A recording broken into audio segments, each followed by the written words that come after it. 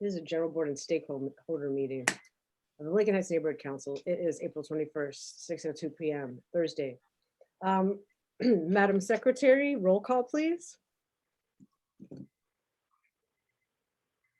Sarah Clendenning. Present. Present. Ben Wadsworth. Present. Present. Vincent Chente Montalvo. Present. Present. Whoa. Fernanda Sanchez, present. Nancy Soto. Present. Present. Benny Madera. Present. Present. Didier Delizer. Delay happening. Present. Present. Delay. Present. Joanna Iraeta. Present. Diana Tran. Present. Annalie Har.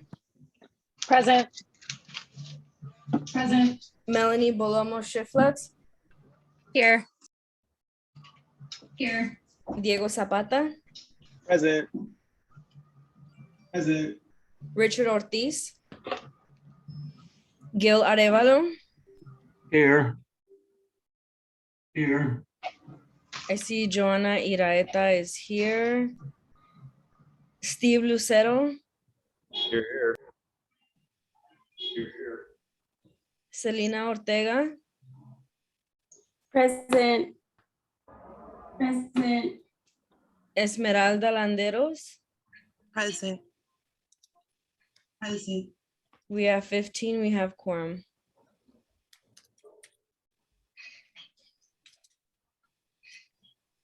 Today is a gift. That's why it's called the present.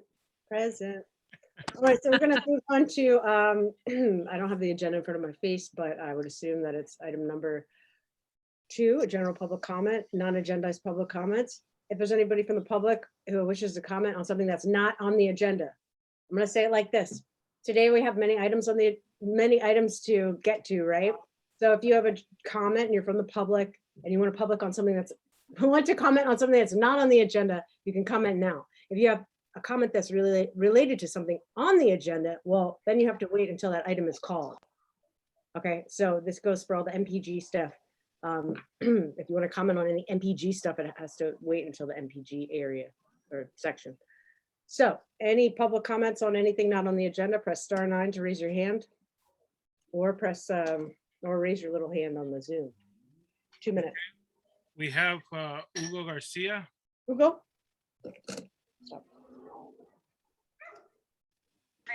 Good afternoon or good evening to the board. I'm not sure whether I should be making this comment now or in item number 3 because I'm with a nonprofit and I want to make an announcement about an event. So would I go on item number 3 or number 2? 3. Okay, then I can wait, you know, however you guys see, okay? All right. Any public comments? Thank you. We got Lizette M. Please state your name for the record. Hi, yes. My name is Lisette Montes, and I'm actually on here just because I'm currently a lead on the campaign for CD1. And so we're just trying to come out here to inform people that obviously we have an election coming up June 7th. It's a very important election as it is the only chance that we get in our district to vote. More than likely, people tend to go from the primaries June 7th to November. Unfortunately, because it is just Unices herself and our current incumbent Gil Cedillo on the ballot, our decision is made on June 7th. So we're just trying to see if we can get people tapped in, whether you support Unices, visit the website unices.com. We have plenty of volunteering efforts going on right now. We have postcarding efforts going on, and if not, then at least tap in so that you are aware of both candidates, and then you can make a educated decision come June 7th, and you can vote on something that's going to affect not just your neighborhood but our entire district as a whole. And whoever does get into office will be in office for the next 4 years. Thank you again to the board for your time, and for anybody that is interested, please tap in, plug in www.unices.com. Thank you, Lisette. I don't see any more. Okay, so then we'll move on to item number 3, general, wait, what is it? Announcements, public and board announcements, right? Community and board announcements. So we could go back to Hugo, the community announcement.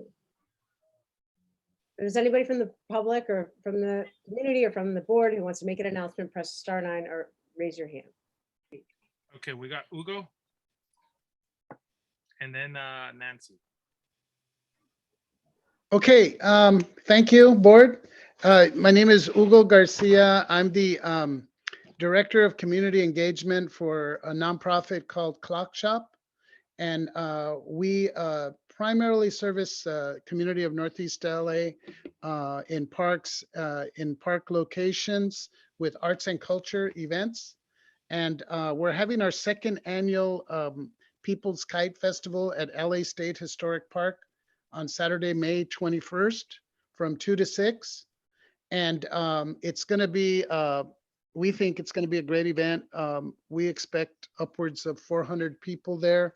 We're going to have some kite masters, Chinese kite masters, and other cultural kites that would be displayed, as well as designed there. And people can go without a kite. They'd be given a kite, and there'll be kite making there also, and decorating, as well as a number of other arts and crafts types activities. So because Lincoln Heights and Chinatown are on both sides of LA State Historic Park, and as a director of community engagement, I'm reaching out to, in particular, Lincoln Heights and Chinatown. So I thought it'd be really important to hit up the neighborhood council and keep you guys abreast of that. I would like to make an ask of your neighborhood council in order to promote this family event. If there's any way that your board could assist by, I'm not sure which social media that you have available at your disposal, and or your website or email blast to membership. Is there anything that you could tell me that maybe your board could do for this type of event that would benefit your community? We had a thing down at the Cornfield Park. I think Gil was there, right, Gil? I'm sorry? Gil, you were at an outreach thing at the Cornfield Park, right? Yes. Yeah, what was that about? That was about water. That was another sort of thing like this, engagement of peripheral things of the cornfield. Yeah, I mean, email us, email outreach rep, email Nancy Soto. Nancy, what's your email? Hi, it's Nancy, so it's Nancy dot S as in Sam, OTO, LHNC @gmail.com. Yeah, cool. All right, here you go. Thank you, Hugo. And you're over the outreach, right? Yes, Committee? Okay, and we also are offering the tabling to the neighborhood council. If you would like to table there and do some of your own outreach for what you guys are doing. oh, wonderful, that sounds great. I know I spoke with Johanna, and she, who I worked with a while back, and I think she indicated some interest in tabling. But Yeah. so I'll go ahead and send the flyers out to Nancy, and I appreciate anything you can do. Thank you so much, we appreciate you. Thank you. Bye-bye. Bye. We have Nancy next. Hi, thank you, Chente. Hi, everyone. I just wanted a small business that the city of LA has a small business rental assistant program. The application just opened on April 18th, and it's the deadline is May 6th at 11:59 p.m. And this grant is for any back rent that you may have on your business location. It needs to be a commercial space. And then also there's a couple of regulations. So It has to be a for-profit business. It must be operating in a commercial location. It can't be a home-based business. Must be in business before March 1st of 2020. And it can't be a subleased rental agreement. So your business has to be on the lease. The website where you can fill out the application in multiple languages. The website is ewddlacity.com, and it'll be under recovery resources under small business rental assistance program. Thank you. Thank you, Nancy. Our next is Selena Ortega. Elena?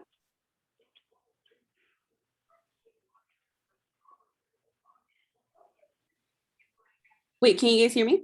Yes. Okay, sorry. No, I had a question about the kite festival, but it's okay. He answered it at the end. I forgot to put my hand down. Okay. All right. Any other? community- Fernanda. Hi, everyone. I just want to give a quick update with what's happening on Avenue 34. So DTSC has approved a cleanup that is not safe and not really like approved by federal residential safety standards. They've also approved for like the trucks that are going to be holding all of that debris to be parked on the streets right in front of residential houses, so that prolongs our exposure. So DTSC approved an unsafe cleanup, and it's something that we still should be organizing and fighting against. Thank you. Wow. Yes. All right. Any other? I don't see any more. Yeah, I have something. Oh, Benny. Sorry for not raising my hand. This was actually posted by, I believe he's a former board member, Victor Asañedo. He posted on Coalition of Protect Lincoln Heights that there's a bulky item bins in CD 14, April 22nd through 24th. Okay. Exclusions: hazardous waste, flammables, solvents, automobile parts, oil, paint, and chemicals. So those are the exclusions. The address is 2345 Lincoln Park Avenue. Again, that's April 22nd through 24th, bulky item bins. And the address is 2345 Lincoln Park Avenue. Cool. All right, Benny. Thank you. Sure. We have Diego Zapata. Diego? Sorry, I wasn't, I was dozing off. Did CD14 make announcements or did they not just now? Yeah. Oh, they did? I don't know. They're not, I don't know if they're here right now, but they might Okay, be. That's then item 4. I will make an announcement, not on behalf of them, but on behalf of Northeast Trees. There is a fruit and shade tree giveaway in Lincoln Heights, happening April 23rd, Saturday, I believe. Oh, that's tomorrow? That's tomorrow. Oh no, that's on Saturday. Sorry.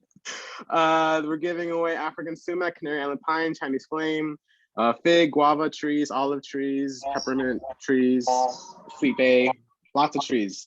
So if you're looking for a free shade tree, hit us up. It'll be at the Lincoln Heights, what is that called? The Resource Center, 3516 North Broadway, Los Angeles, California, from 10 a.m. to 2. Wait. Oh, sorry. Our old offices. Yeah, at the old offices for the for the neighborhood council. Yeah. So yeah, that'll be happening there, and then we're also doing that at the Kite Festival, same time. And also, this is just a plug for Lincoln Heights because I care about y'all. We're giving away lots of native plants at that day at the Kite Festival starting at 11. A lot of them are from Flat Top, so please, I would love to see community come and take a piece of our open spaces with them home. Restore the land, heal the land, grow some of your own native food and medicine. So that's at Ascot Hills Park, 4371 Multnomah Street, Los Angeles, California, 90033, from 11 to 2 p.m. In addition, and there's lots of other festivities for the Kite Festival. So with the tree giveaway, do they have, we know trees are great, but the water is the issue with trees, right? That's Yeah. why it's not really native to here.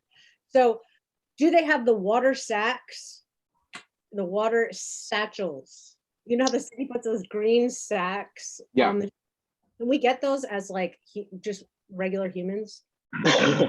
Not during these giveaways, I don't believe. Those are usually for street trees, because they just keep the tree irrigated over time without having to do it.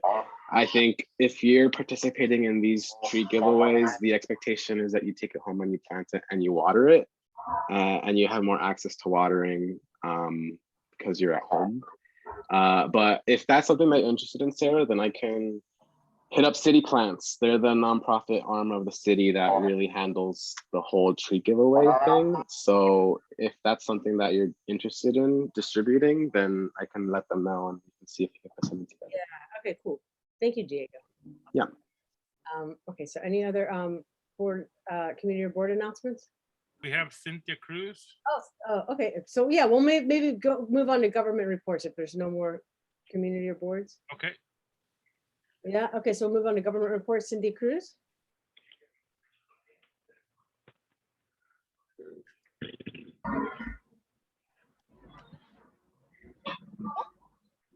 Hi, can you guys hear me? Yes. Okay, I was speaking earlier without being unmuted. Hi, everyone. Thank you, Diego and Benny, for sharing those updates. Those were definitely part of my updates. This weekend, we have our bulky item bin, like Benny mentioned. So you guys have that information. It'll be there all weekend. And then this Saturday, we're having the tree adoption in front of the SEA building or Lincoln Heights field office, the old Lincoln Heights Neighborhood Council office, all of the above. So that's where that will be. It'll be from 10 a.m. to 2 p.m. And I have the list of trees that are going to be available. Diego, are we going to get fruit trees? I thought we were just getting shade trees. The website says there's fig trees and Okay, cool. So yeah, Cool. I think you might get some. Okay, cool. And then again, we have our cleaning crew that comes out to Lincoln Heights. So please send me any assignments or any areas that you guys think need attention in CD14 so we can send them out there. And again, the Kite Festival, that's also coming up on the 30th. It'll be a really cool, huge event. Free kites until supplies last. We're gonna have a net there. They're gonna give away a lot of they're gonna have activities like Diego said. There's gonna be tree giveaway, native plant giveaway. There's gonna be other activities at other booths there as well. I know Home Depot is gonna be there and they're gonna have some cool activities, Discovery Cube, Tree People, and other local booths that are gonna be there. And what we are emphasizing for the event is if you guys know anyone that's going to be coming out, please tell them to bring their own reusable water bottles. We are really trying to reduce the plastic water bottle use for the event and just overall in general in Ascot Hills. I know they're moving towards banning plastic. So please bring your own reusable water bottles. We'll be having refilling stations there. So that's that. And then from last meeting, I think a board member had mentioned something about downtown LA, the 7th Street improvements. Not sure if she's on, but just wanted to say, I think she wanted like an official statement from our office. So if she still wants that, I'm blanking on her name, definitely reach out to. Hi, it's me, Melanie. Thank you. Melanie, hi. If you want an official statement from our office, I would just direct you to our comms director, Pete Brown. So you can email him at pete.brown@lacity.org. And he can provide an official statement from our office about that. And I think that's it. All right. Cool. And just want to share my email one more time in case anyone needs it. It's Cynthia, CYNTHIA.V as in Victor .cruz at lacity.org. So you guys can reach me now. Thank you. Thank you, Cynthia. All right, any other Thanks, everyone. announcements? See any more? All right, so we'll move on to committee reports. 5 committee reports. Okay, so I'll start with me and Selena with Elections Committee. Selena, do you have an Elections Committee announcement? Yes, I do. I'm sorry. You're gonna hear my toddler in the back. So we went ahead and we submitted the, let me turn on my camera. We went ahead and submitted the event packet. I'm sorry. The event packet. Okay, yes, we submitted the event packet and the clerk's office approved it. And so once they gave us the letter of authorization, yesterday I submitted the LAUSD facilities use application. And so today I spoke with Monica and I inquired some additional fees that I think we might be charged. We're just not sure. So she said that we need to have that approved sooner than later. So we're probably gonna have to have one last special meeting just to approve like these additional funds. And yeah, that'll be like the last authorization that we'll have to do. And I'll just have to submit we'll have to submit an updated budget and event form. And that'll be it. But other than that, everything's pretty much been submitted. And it's actually really good that Monica, she's working very closely with us, and because she knows that this is kind of like a big undertaking, she's been very helpful. So very, very thankful for that.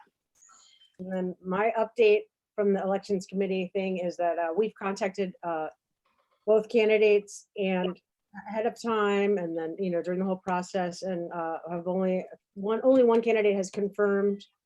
We're still waiting for Cedillo's confirmation. Have called multiple times, so if in any case it's not confirmed, then perhaps somebody else will be representing him, whatever, for the Q&A. I'm not sure. The most important thing, if I can add to that, Sarah, to be clear, the elections committee, we didn't ask the candidates what their availability was like, because the most important people to us, I mean, the candidates are obviously very important, but we wanted to make sure that all of our residents, some of them work multiple jobs, we wanted to make sure that they're able to attend. So they were a priority, and May 13th seemed like a great date. So it's important for the candidates to prioritize our community. Yeah, absolutely. And this is a community, this is like, the community is presenting this event, not just the council. So it's, 39,000 people of Lincoln Heights have invited the candidates. So we do expect a response from both candidates, and we've received a response from one. So we're still waiting on the other. And we'll let everybody know when that's confirmed. Yes, okay. So any other committee announcements? We have Diego. Sorry, I just had a question. If we only have one candidate, can the meeting still proceed? Can we still use it as an opportunity to learn about, the candidates that do attend? This is a logistical question. Yeah, they can. The most important is that they were both invited at the same time. Okay. Yeah. So we still have a little time here. Okay, we got Benny. Just to be clear, there's only 2 people running in the race, correct? Yes. Okay, yeah, that's what I figured. I heard someone say there was somebody else, but it didn't make sense. Okay, thank you. Any other committee announcements? I don't see, just one from ARC. ARC didn't meet this month, but they will be meeting in the month of May. So if anybody has any regional issues, ARC takes care of the 17 neighborhood councils. So any regional issue you want to take to all the councils, you could submit it to any one of the steering committee members, which is myself. I will, if anybody has any interest, you can email me at my Lincoln Heights email, which is vincentm.lhnc@gmail.com, and I'll get you the emails to all the steering committee members of ARC. We have Melanie. Hey, Vince, do you know what ARC's position is on the Healthy Streets Initiative? And we can bring this up during our Environmental Justice and Resiliency Committee, but I just wanted to know if you knew if they had a stance on that or were supporting or not. Yeah, they haven't taken up the issue yet. And I know it was supposed to be on the April agenda. And because April meeting didn't happen, it'll probably be on the May meeting. I'm pretty sure that the steering committee will be reaching out to the agency. Okay. The Planning and Land Use Committee didn't have a meeting this month because it was hectic. The Executive Committee has an announcement. We need area reps bad. Area reps. Okay. Cool. Any other committee announcements? I don't see anybody. Okay. Well, then next we're going to move on to item number 6, Budget and Finance Committee. Unless there's any government reports that we missed. Anybody on the government report side that came in No, late? I didn't see any more other than Cynthia. So Budget and Finance Committee, A, consideration of MPG neighborhood purpose grant applications received between 2021 and April 18th, 2022. So I believe we have, is it 8, 7 applications? So 1, discussion of possible action to approve MPG application from Lincoln High School Band Club. Should I just roll through these right now? No, we just got to do one at a time because each one is an individual item. I mean, can we pull up their application? Lincoln High School Band Club, seeking $5,000. I don't have the rest of the thing here. So MPGs, neighborhood purpose grants.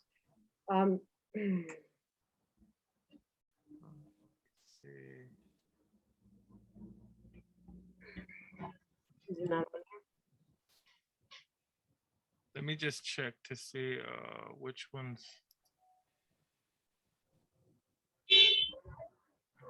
It would just be like the regular.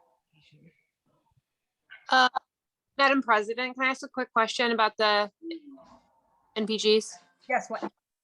Last year, I know we had like a lot of extra money to grant. Did you know what our amount is this year? Well, last year we just had the money to grant because it was never granted for the whole year. So they didn't have funds all year until the end of the year. I don't know how much it is. We of our budget we allocate to MPGs, but Vince would know. Vince, I don't know if it's on here.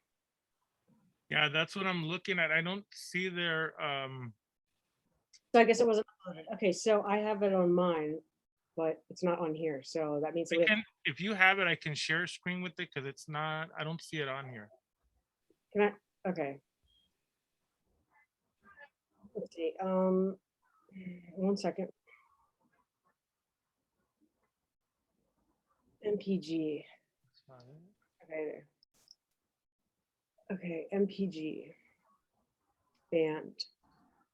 I got it right. Oh, you found it? You want me to email? Yeah, the only, hold on, I have to unshare because the application has like I think private information on it. Let me just double check it. Give me 1 Well, second. it would be public anyway. Let me see.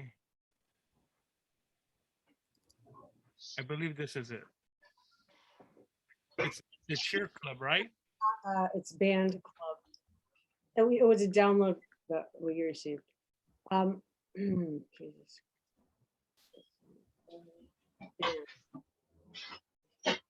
Okay, I have it right here. Okay, I can make you into a co-host and then you can share it on the screen. Okay. Give me 1 second. Share screen. Accept co-host and then you'll be able to use the share screen. Now. Share screen. Oh my God. What is this? MPG L.H.S. Band. I can't see this. Okay, here. Share. Is that correct? Can you guys see? Yeah, it's doing it now. Okay. Okay, so can you see that? Lincoln Yeah. High School Band Club. Okay, all right, band club. To help purchase materials and services needed in the growing music program at Lincoln High School in order to better serve the students. The grant will help purchase instruments, cases, mouthpieces, and fees associated with in future competitions and festivals.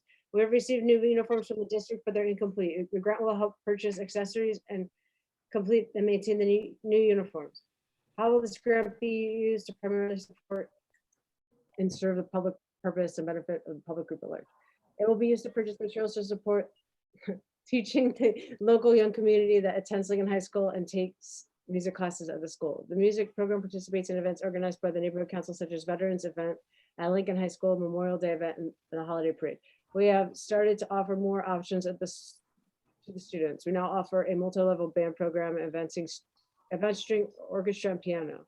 Current music students have stayed with the music program for several years now and have made this program feel more like a second home for themselves and incoming students.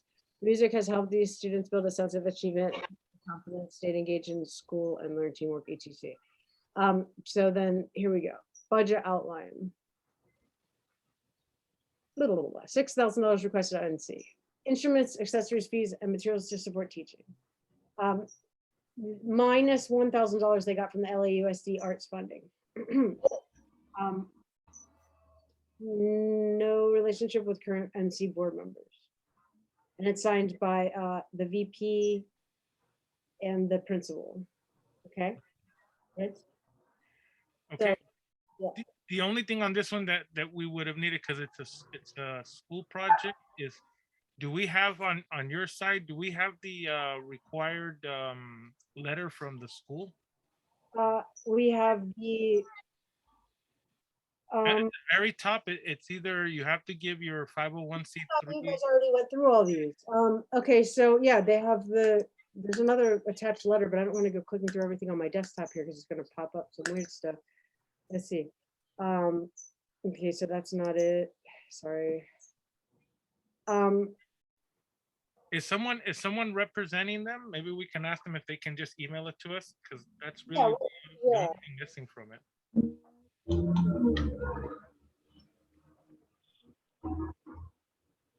Hello. Hey. Hi, this is Clemente Sanchez. I'm the band director at Lincoln High School. What exactly do you guys need apart from this?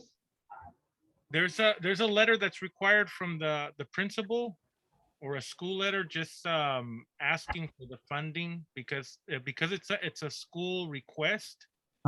It has to go through the LAUSD protocol.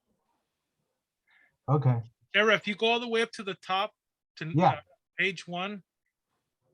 Yeah. Yeah. See where it says here on line 2, type of organization, public school, signed letter from the school. Yeah. Okay. I mean, if you can get that to us, that's really, I think, the only thing that's missing from your application. Okay. I don't think I've ever done one of these, but okay. Who do I actually ask? What exactly do they need? Does the letter need to include? It just needs to include that it's requesting the $5,000 from the Lincoln Heights Neighborhood Council, and that it acknowledges the band program and what its use is going to be, and that the principal approves of it. Okay, that's okay. I'm guessing she has done this before, like for the football team, right? I believe so. Okay. So yeah, if she has a pre-existing letter, she could just change it around and just put the date and time and the request amount and change the description on what they're using it for. And that should, if it satisfied the last time, it'll satisfy this time. Okay, makes sense. All right. So can we without this letter, Vince? Yeah, we can. I mean, if he can get it to us, and she's done them before for the neighborhood council, we can actually approve it and then wait for them to get the letterhead to me, and then I'll put the packet together and send it in. Okay. I move that we approve the funds of the NPG for the Lincoln High School band. Do we have, okay, we have a second. Okay, any board discussion? I have my hand up. Should I get off share screen Yeah, here? jump off that screen and then let me, because I can't see my little screen. There you Okay, 1 second. Okay, Gilbert? Yeah, just a reminder to him that that application had a date of the event or activity in 2021.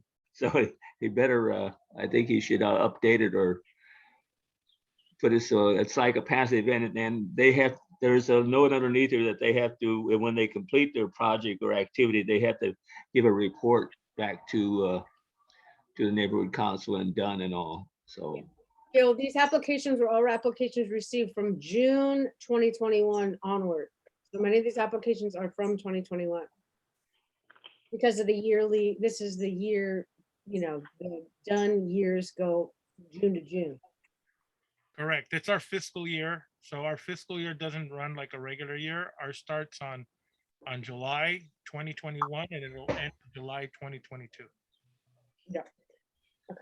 So any other board member comments on this? I don't see any more board member. Any public comments?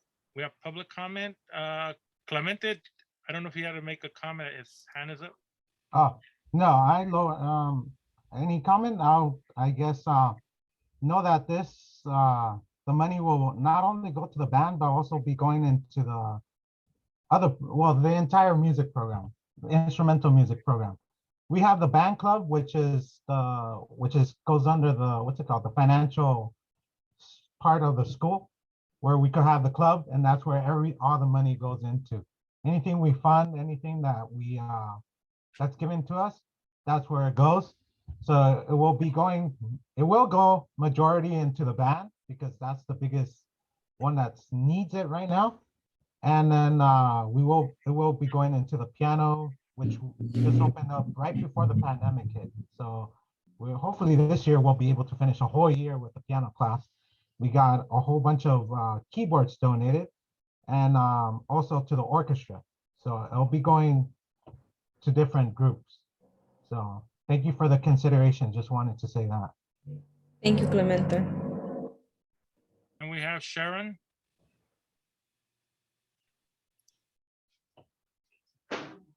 Hi, you're gonna have, the city clerk will not okay an NPG with the dates of 21 on it at all. They have to be dated, even though you got them in 21, you can't be approving them basically in 22 for something that's been requested in 21, and also the signatures are 21. So if there's a way of getting an updated one with 2022 on it, because was a treasurer, receipt of neighborhood council, I've taken the NPG and all that kind of stuff, and they definitely will kick that back because of the dates of the 21st, 2021. So any NPGs that you have that have last year's date on them and when they needed the funds is passed, you can't approve giving funds for something that's supposedly already completed. So it's just an FYI on there. So anyway, so I hope that's helpful. Thank you. Okay, so that's public comment. This is a funding item. Give me 1 second. Okay, I'm gonna go down the list. Okay, once again, this is the motion to fund up to $5,000 to the Lincoln Heights school band. Sarah?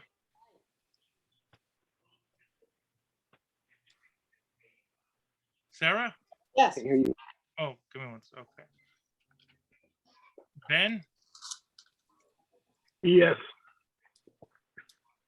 You haven't had community input yet, have you? Yes, we did. We just had it. Okay. Okay, let me see. I got off there. Fernanda,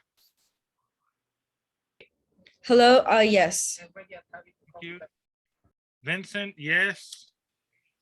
Nancy, Yes. okay. Benny, Yes. okay. Didia, Yes. Joanna, Yes. thank you. Annalee, Yes.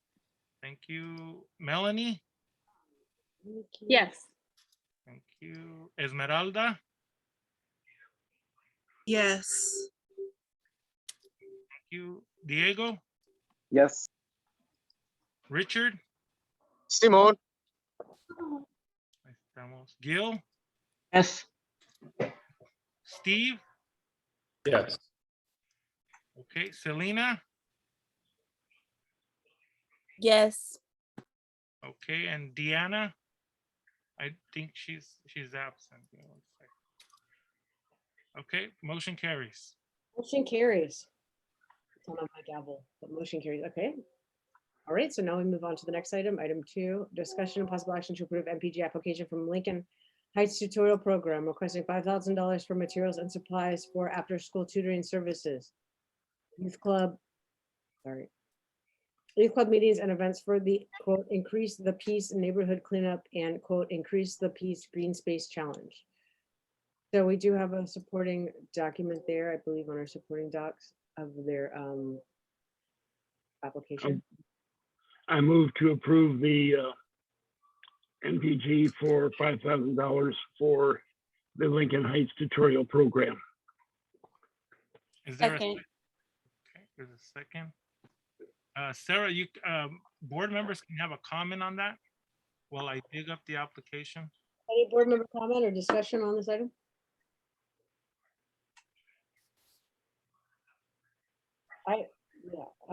Diego? Thanks, Sarah.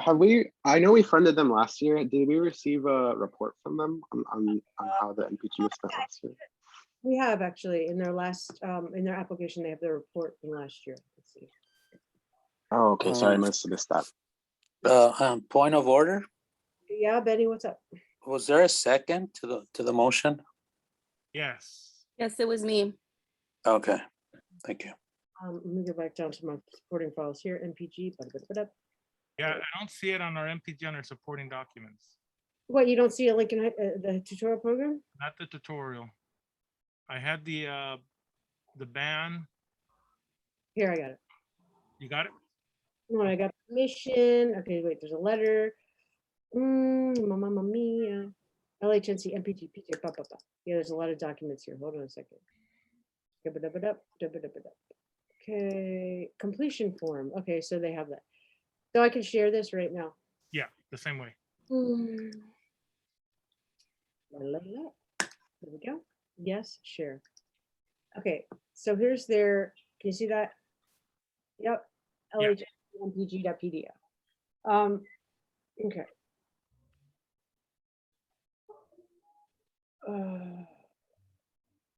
2,800 materials and supplies for after-school tutoring services, 2,200 for youth club meetings and events for the Increase the Peace Neighborhood Cleanup and Green Space Challenge. Have you applied to any other neighborhood councils? No. Seeking $5,000. Do you have a current relationship with anybody on the NC? No. Okay, and then here is the contact information. They attach the 501c3 IRS determination letter, project description. Lincoln Heights tutorial program provides year-round services for students grade K to 12 with tutoring, homework assistance, work experience training, junior youth club, and youth united for community action, youth clubs, youth leadership development, civic engagement, college tours, and college preparation. Our after-school tutorial program serves children and youth in homework help, math, reading, writing, and computer literacy. Our youth clubs serve to build leadership skills amongst the local high school youth and to give them opportunities to serve their own community. Our third leadership development team of youth that we have is titled the Increase the Peace Advocacy Committee with the motto of bringing unity to our community.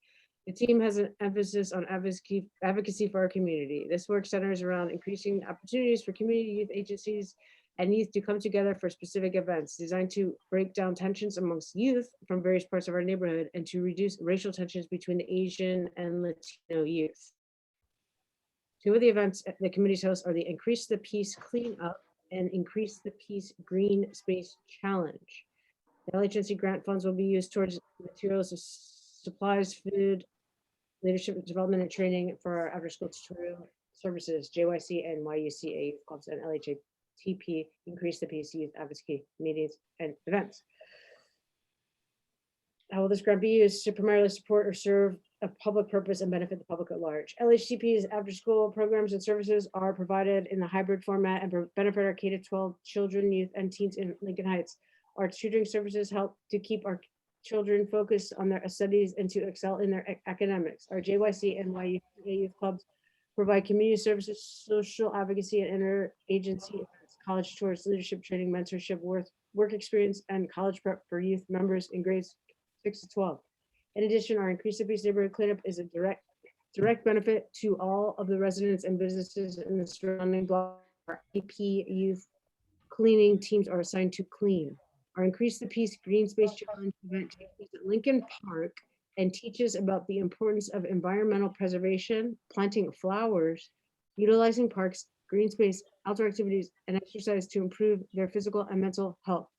All invited agencies and guests will join to appear to promote the vision of Increase the Peace of bringing unity to our community. There are opportunities for collaboration with the LHNC board members for outreach and participation with our Increase the Peace event. That is it. And then this is the completion form of the previous year. Can you show their 501c3 document?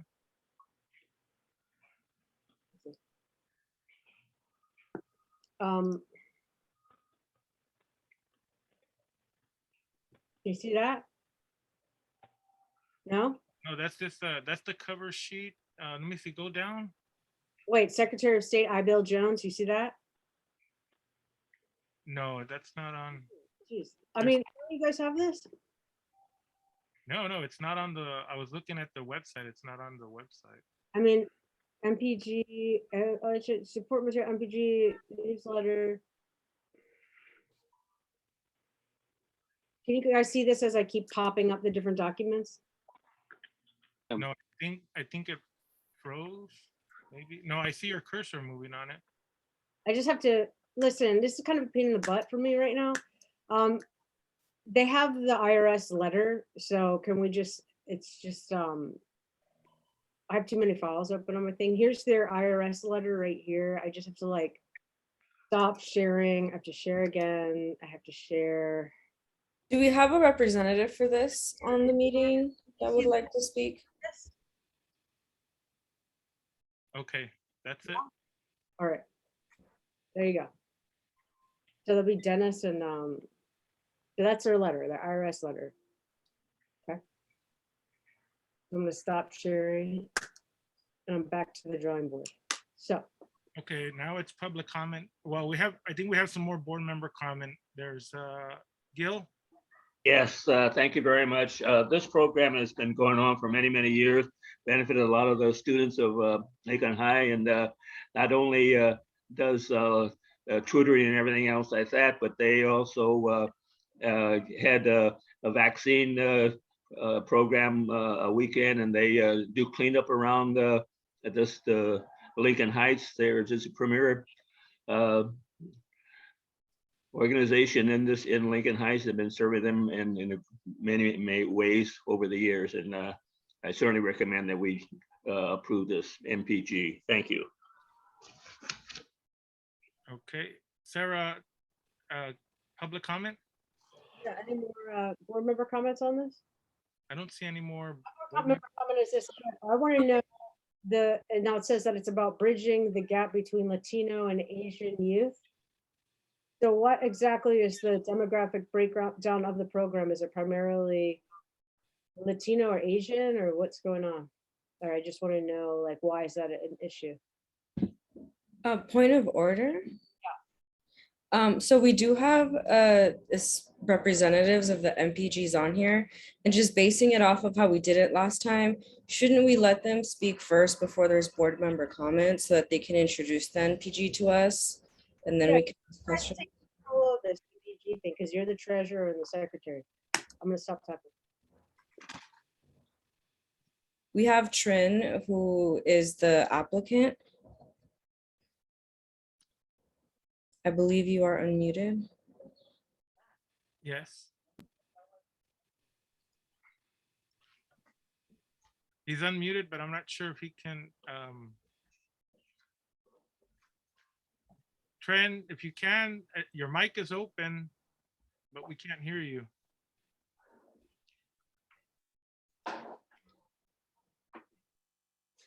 I see that he can raise his hand. Okay.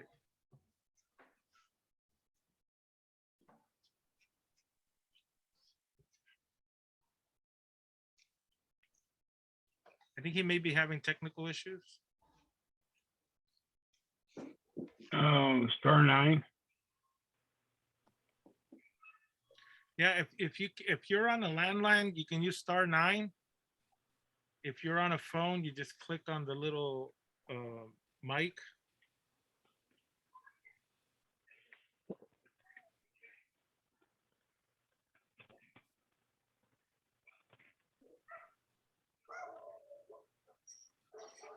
Okay, let me see if I see him here again. Hello, can you hear us? There we go. Okay, so sorry. We were having technical, so we switched over to an iPhone. But yes, I'm here, Trin Ortega. I'm the program director. And from- Dennis Ortega, the executive director. So sorry about that. Our computer, we kept clicking everybody we could, and it just wouldn't give it to us. So thank you, board, for the opportunity to apply for this year's NPG with Lincoln Heights Tutorial Program. As Sarah kind of read through our proposal, we do after-school tutoring program and then also leadership development. And was there a specific question? I'm sorry. I think you guys had a question for us. I think Sarah did. Oh, it was just about it was one of the things in the statement was about bridging any gap, like Racial. like Latino and Asian youth. Now, Oh yes, no, go ahead. so if you wanted to expound on that, like what exactly is the makeup of the program? Does it serve a certain, like, is it equally Asian and Latino makeup of this after school program? I mean, it's open for everybody, right? Correct. So we serve initially when we started way back, obviously 37 years ago, the Asian students were the ones that would get kind of racially pounced on a lot more in the neighborhood because of the Latino gangs and so forth. So we've long since created programs that would break down the tensions between Asian and Latino students, as well as Asian and Latino serving agencies within our community. And so that emphasis is to continue to make sure that we are serving the Asian portion of the neighborhood, which is about 25% in the schools, Asian, so that they're also feeling, equally a part of the neighborhood and all this going on for activities, and to help build and bridge relationships between Hispanic teens, children, and the Asian children and teens that share the same space, share the same issues of the neighborhood, and share the same classrooms. Okay, thank you. Mm-hmm. Does that help answer the question? Or Yeah. okay, great. Good. We have Benny. Yeah, just to be clear, did you all apply for an MPG grant last year? And if so, how much was it for? Yes, we did apply in 2021 and it was for $5,000. I think that's the max for the NPG for that year applicants. Okay, thank you. You're welcome.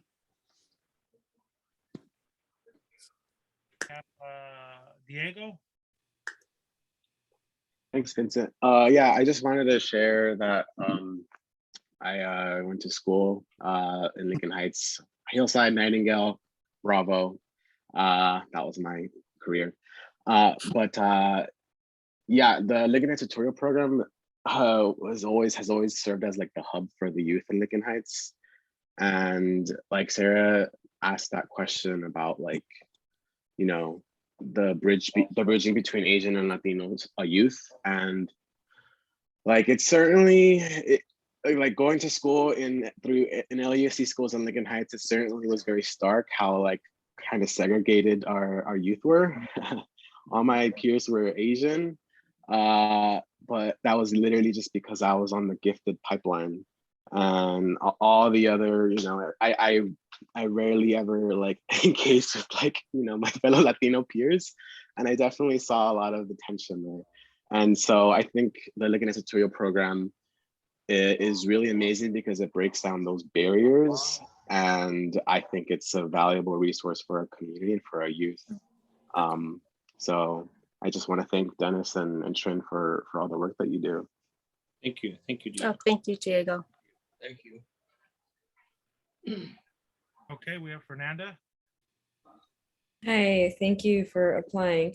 Just out of curiosity, like during COVID, I don't know if classes were remote last year, but if they were, how did you service the community that way when everything was remote, and how did you guys adjust to COVID? Yeah, so during the COVID years, so we transitioned in summer of 2021 to become a hybrid, and then we've continued to be a hybrid during this school year.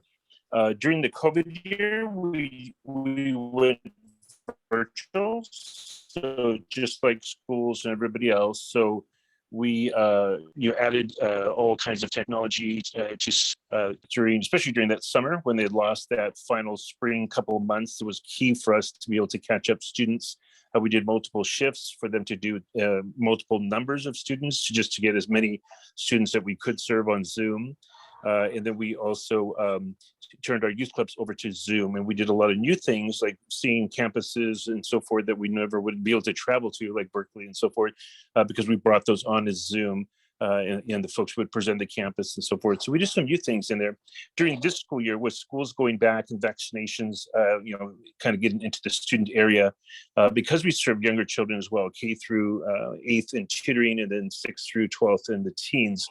We went back to in-person, so both in-person youth clubs, in-person, and we did a lot of events in the fall as far as community service, Rose Break Float Deck, et cetera, breast cancer walk, LA Marathon. And then for the tutoring, we gave options. So basically, because of the younger children, some parents weren't comfortable to have kids come in contact again with another class of kids other than just school. So we provided a continuation of Zoom to make it safe and comfortable for those parents, while at the same time allowing in person for parents to say, I do need to go to work and I just want to have a kid go over and get into your space and get tutored and so forth and pick them up at the end. So we always are flexing according to what the needs of the parents of the neighborhood are. Thank you. You're welcome. Thank you. Okay, we have next. We don't have no more board member comment. We have a public comment. Sharon.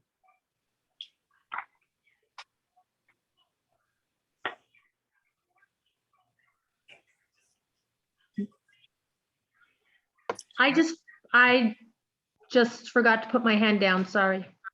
Okay. Okay, give me 1 second.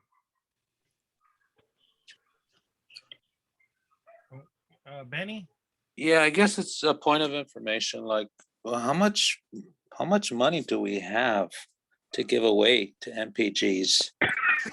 And I think that'll help us in terms of deciding, making decisions like that. We can guesstimate, the percentage that folks are asking for. We have a little bit over like 23,000. That's not including subtracting what we're going to spend for the town hall.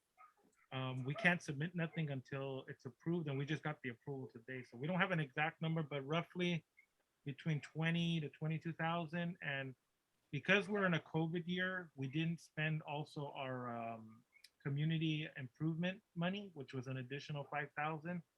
So we will be having a budget and finance meeting, and we probably are going to have another meeting before May to redistribute the funds so that we don't send nothing back to the city.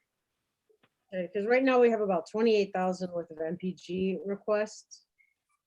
And then we have a phase 2 for other MPGs too. So we're already. Right, and we already awarded $5,000, right? Isn't that to be subtracted from those numbers? Correct. Okay, thanks. All right. Like if we want to maybe perhaps lower their amount, somebody has to move, right, for a lesser amount, correct? Correct. We can, you don't have to give the exact amount. You can give a lower amount. But also keep in mind that some of the, like they brought up issues on the first one, we're gonna submit it. And some of them might get kicked back and we might be rehearing them again. So some of the money might not be spent. And our second run around, we'll have a better understanding of how much money is left in the budget. And then we can allot better amounts of money accurately because we can't go over that. This is just phase 1 of the MPG application right now. Okay. Okay, I don't see any more. Okay, so this is a funding item. So I'm gonna go down the list. Can I make a motion to lower the amount to say $2,500? Well, yeah, you made the motion. You need to get a second for it to be active. Okay, I move that we lower the amount to 2,500. Do I have a second? I'll second that. Okay, so Sarah seconds the motion. It's alive, so we'll open it up again to board member comment. Can I speak to my motion? Or Yes. And just, I mean, we gave them the maximum amount last year. I just think giving the maximum amount the very next year again is, I don't know, it just doesn't feel right. And so, that's the reason why I hear what folks are saying about the benefits of the program. So I think we should give them something, but to give them the max to me just doesn't feel right. I think 2,500 is enough if we're gonna give them, award them a grant at all. Thank you. Thank you, Benny. Diego? I have 2 things. One is a question. So say if if Benny's motion fails, do we have to vote on the original motion? Correct. Okay, cool. And then my other comment was just that to me, there's actually an incredible lack of nonprofits that are based in Lincoln Heights. And there's this is one of the few that are there. So I just wanted to make that point that, at the very least, we can ensure that this money stays within the community. It goes right to our youth. So that's all. Thank you, Diego. Gil? Yes, to answer that, if they were not doing the activities or anything else, but they're doing more and above in many people in Lincoln Heights, and I think they should have the full amount so that they can do as much as they can. And just the fact that, we gave them last year and this year, that doesn't diminish the fact that the community needs them out in our community, and they should get as much money as they can possibly get. Thank you. Thank you, Gil. Melanie? Diego, I'm glad you brought up what you brought up about it being a Lincoln Heights based organization, because we are so lacking. And I wanted to know, I imagine this is a high number, but do we have any idea the number of students that are serviced? I know you serve the greater community at large in other ways, but just direct student services, do we have like a general idea of like the number of students who are serviced through this situation, this community organization? Ortega, if you would like to respond to that. Okay, yes. Can you hear us? Yes. Okay. Hello? You can hear us? Yes. Okay, great. So before COVID, obviously, because that makes a change on everybody, participation wise, so for safety, et cetera, we were serving about 1,100 children and teens through all the different tutoring centers and through the youth clubs, as well as we're also sponsor some of the educational programs at Lincoln High School, so Mesa Acadaka and Science Bowl. So we sponsor those and help and assist with all of their competition materials and to be able to go with the teachers to compete and so forth. So supporting also physically out there with the teams. And so that's the number. Obviously, COVID brought numbers down for everybody, and we're slowly building those back up as we're able to open up everything back and as things become safer to be able to handle higher capacities. Thank you. Okay, now we have Fernanda. So I agree with everyone. I do think that, they should be getting the max amount. I did look at our agenda and just did a quick calculation. We have 6 NPGs on our agenda today, and their requests in total add up to $25,000. And that does not include an NPG that's going to be presenting the next time because we have an additional application. So that already puts us over the budget that we have allocated for NPGs. So it might be a good idea to try to give everyone some money versus everyone getting the max and then some NPGs lose out. Because from what we have on the agenda, it kind of already puts us over budget. Just wanted to point that out. Thank you, Fernanda. Selena? Okay, so I totally hear the being conscious of our budget, but I would rather, and maybe I'm being a little biased, but I would rather us allocate the max amount to the youth of our community. They're the same people who are gonna go educate themselves and then come back and change our community. They really are our future. So if we could maybe minimize other MPGs that don't necessarily include youth and youth organization, that's just something for us to think about. Okay, I'd like to comment, and I can't get the hand up. No, go ahead, Ben. The tutorial program has supported the activities of the Lincoln Heights Neighborhood Council almost from its inception. They're very active in the community. They do tremendous work, not only with the students, but with college advisement and everything else. Their costs don't go down every year. They still working to raise money because they're not funded by any other permanent source. So I would recommend that they get the full amount. Thank you, Ben. And my only recommendation is that when the tutorial does programs, because you've partnered in the past with the neighborhood council, that we would like to see, our logo on some things, just to show that we support each other. Like Ben was saying, that it's been ongoing. So it's one of the requirements in our grants that we get some type of outreach done. And I know Ben said that we've worked together in the past. So if there's events that you guys hold, if we can have outreach tables there, that would help us generate maybe new members from the school. And yeah, that's pretty much it. Thank you. I don't see anybody else, and we've had the board comment, and I'll call one last time for public comment. And hold on one, Melanie.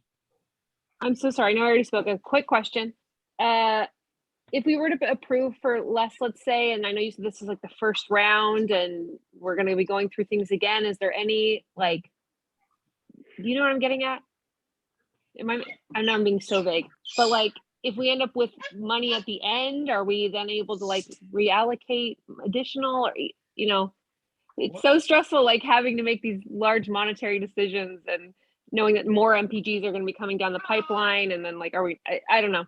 I'm just freestyling. I'm going to shut up now. No. My comment, for what it's worth, is we're running out of time. And if we don't spend the money, it goes back to the city, not to our community.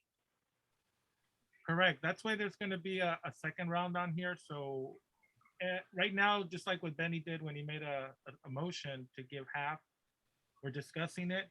If the board by majority feels that half is not adequate, the motion will fail and then we'll award the 5,000, right? We'll go next and then we'll go to the next one. Right. If they didn't get it and they only got 2,500, we don't close the MPG process to anybody. They can apply, and in reality, there is no limit to how many times they can apply. There's a limit to the amount, and anything above $5,000 requires a special city contract. So that's just a note for all of us on the board and the public. Annalee? Yeah, okay, so I was just gonna say that I know with more MPGs coming down the pipeline, and so you kind of just answered the question of that they can reapply. That's what I was going to ask. And then also, if there was any money left over by some strange chance, the $10,000 rolls over, correct? Correct. Okay. Thank you. And just a reminder that our fiscal year ends in July. They refill up our accounts in July. So we'll get the additional 42,000 again in July to set for MPGs for the 22-23 fiscal year. Okay, I don't see any more hands. Okay, I already called for public and we had board comment. We're gonna close it. This is a funding item. Right now, currently, we're voting on Benny's motion to reduce the amount requested for the Lincoln Heights tutorial of $2,500. So a yes vote will approve the 2,500 and we'll move on. A no vote will stop it. And then we will have to take another vote to give them the full amount of 5,000. So again, a yes vote will approve the 2,500 and a no vote won't approve it. So that's what we're voting on right now. Okay, I'm gonna go down the list. Sarah? Yes. Was that a yes? Yes. Okay. Ben? No. Okay. Fernanda? Yes. Okay. Vincent? Yes. Nancy? No. No. Okay. Benny? Yes. Okay. Didia? No. Joanna? No. Okay. Annalee? Yes. Melanie? Yes. Esmeralda? No. Diego? No. Okay. Richard? Seymour. Gil? No. Okay. Steve? No. Selena? No. Okay. And Deanna's absent. It's 7 yes. And 9 no's. Motion fails. Okay. Let me just reset this a second. We are now, the $2,000 reduction has failed. So we're now going to vote on the full amount of 5,000. Give me 1 second while I reset all this. Okay, once again, we're going back to the original motion to award the Lincoln Heights School Tutorial $5,000, the requested amount on the MPG. Sarah? Oh.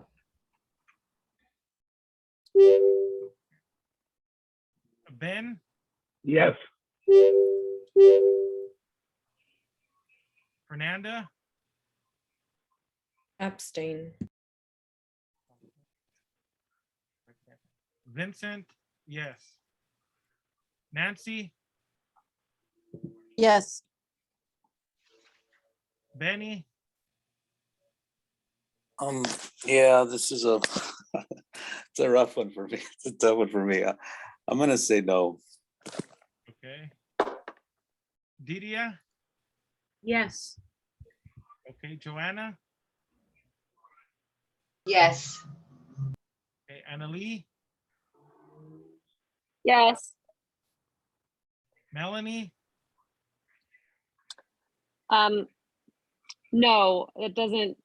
No, I won't explain anything, but sorry, I wish I could say more, but just no, but thank you for the work you did. Esmeralda? Yes. Diego? Yes. Richard? Chale, no. Gil? Yes. Steve? Yes, yes. Okay, Selena? Yes. Okay, and Deanna's absent. So yes, 1, 2, 3, 4, 5, 6, 7, 11 yeses and 4 nos. Motion passes. Okay, motion carries. Next, we'll move on to item number 3, discussion and possible action to approve MPG application from American Renascent Center, CLGM, requesting $3,500 for their project Community Crisis Center Food Bank / Outreach and Distribution Services.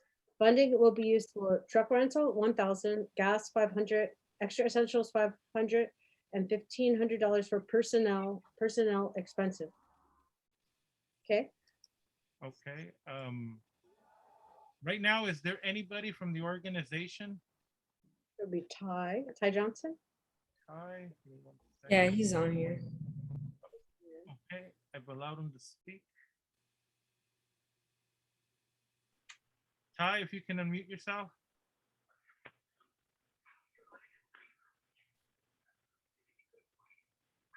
Okay, can everyone hear me now? Yes. Okay, my name is Ty Johnson. I'm CEO of American Renascent Center. We're a private nonprofit organization outreach. Give me 1 second. Let me pull up my presentation real quick. Okay. Okay, our organization has been serving families that's been struggling with mental health disorder for 39 years. Currently, we're offering support group through our partner, NAMI, and they can actually go to our website, click on there, and it'll take them directly to the virtual support groups. But for your community, what we did, we opened up a food bank outreach. It's called Community Crisis Center. It's located in your city, and it's located at 2221 Workman Street. We're currently doing home deliveries to families that are in need. We have a simple process where families either text us and just make a request of what their needs are, and we deliver it to them usually within the next 48 hours. We also have 2 sub-sites that's located in your city. We have one that is located at the warehouse, which is at 221 Workman Street. And we also have one that's located at your senior citizen center, which is, I believe, it's 2323 Workman Street. And we serve, those 2 sub-sites are for the general public, open general public. And we're serving on the 1st and 3rd Saturday of every month from 10 a.m. to 1:30 p.m. We're requesting, if possible, to receive $5,000. The MPG that you have is the 21. Since then, things have changed. I've submitted in the new one. I sent it to Benny, I believe, just a while ago. Benny, did you receive it? Let me see. No, I haven't, honestly, I haven't checked yet. I checked my email. Okay, so I sent the new MPG over to you to be reviewed and to be submitted on our behalf. And let me see here if I can pull it up on my, what it's entailed in. The grant funding will be used to help support our project Community Crisis Center Food Bank Outreach and Distribution Services. The funding will be used for truck rental, gas, PPE, personal support, which is a private contractor, people that we hire to help support us, and administration costs. These expenses are necessary in order for us to continue our success of providing for the families in Lincoln Heights. I think I just gave the information. So currently Lincoln Heights, we've been hosting our main home delivery. Actually, we set up and the whole food bank outreach operation is from your city. So it's going to be there for quite a while. But from that location, we branch out to maybe 14, 16 other different cities from your location. But our primary service is towards your community first. We're also working with several of your members to try to get the high school to come in to volunteer. And so we're working with this, with your city in order to continue to improve our communication with you. And I think I have this vendor request support for $3,500 to help with the cost of our operation within the community.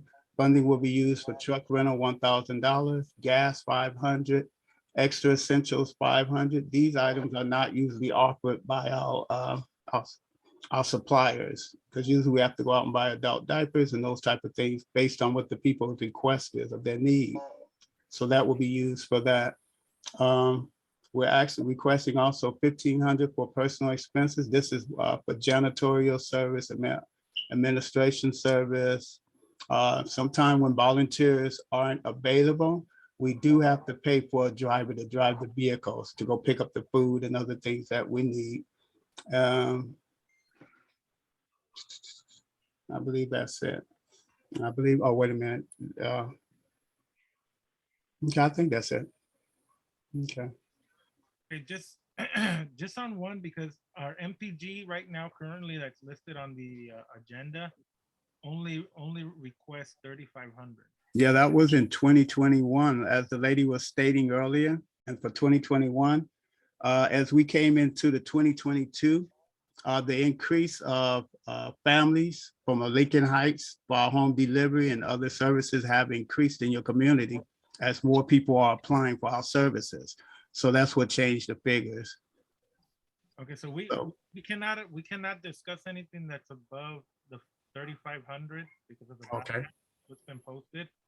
Okay, so is there a possibility that the submission that I submitted to Benny, that request for 3,500 can be increased to 5,000? No, not at this Okay, time. not at this time. Okay. You can do, because this is phase one. You can resubmit it with the right MPG and the right amount, because we are going to do this again. There'll be some funds left over, and then you can reapply on the second turnaround. Okay. All right. Because prior to us being informed of this meeting, we did submit that MPG to you guys before this meeting had taken place. So if you sent it, just keep this email down, send it to me. Vincent M. .LHNC okay. @gmail.com. Can you repeat that one more time for me, please? Vincent V. Oh, Vincent. Oh, okay. M. Okay. Yeah, I have your email already. I believe I submitted it to you, the new one. Yeah, I submitted it to you, so you should already have it. Okay. Okay. And just a reminder on them, when we do get them, to make sure that we get them at least 72 hours prior, because the Brown Act requires us to submit them 72 hours before the meeting. So we'll make a note of it to make sure that we put it on our outgoing email, that all the supportive document needs to be in at least 72 hours. Let me see the date.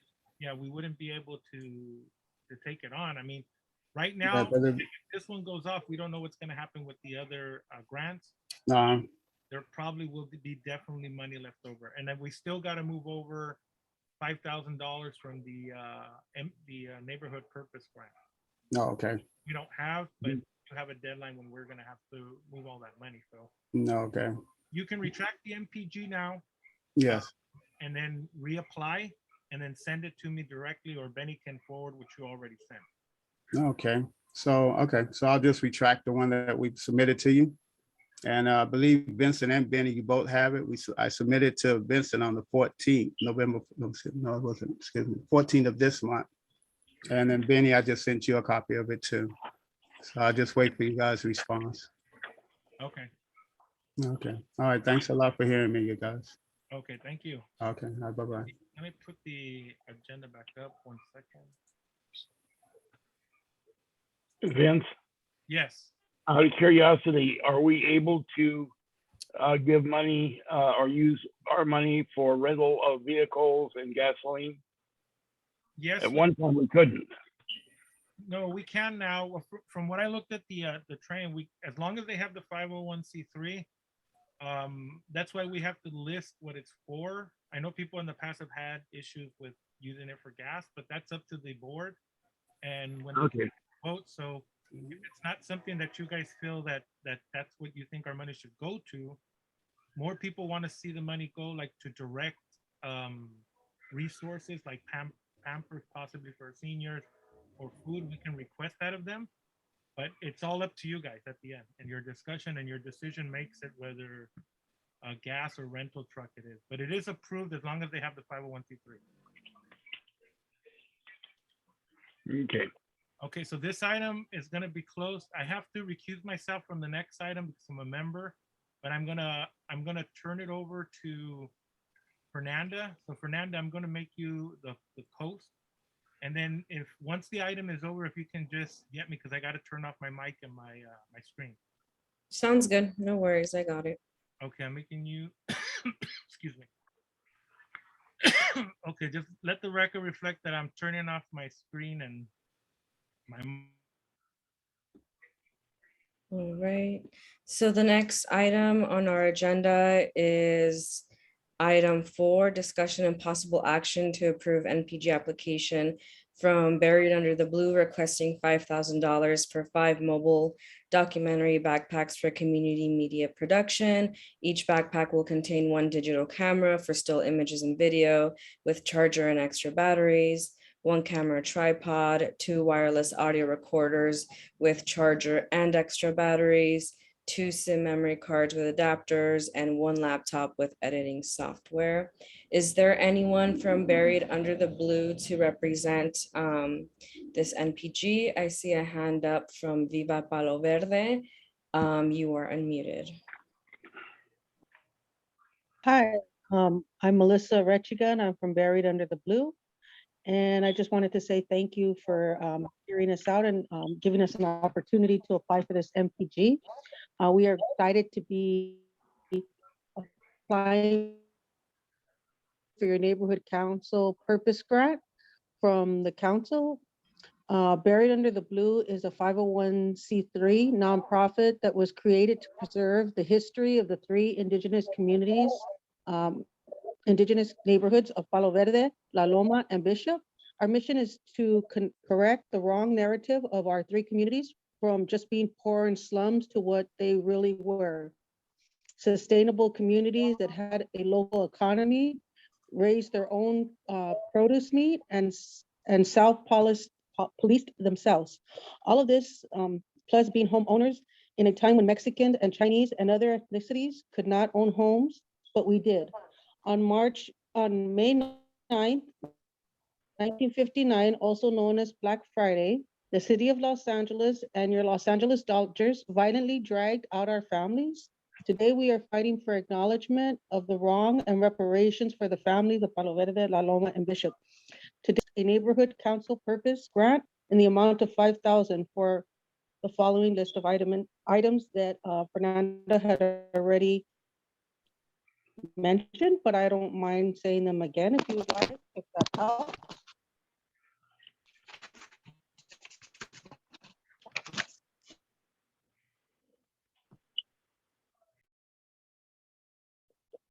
Hello?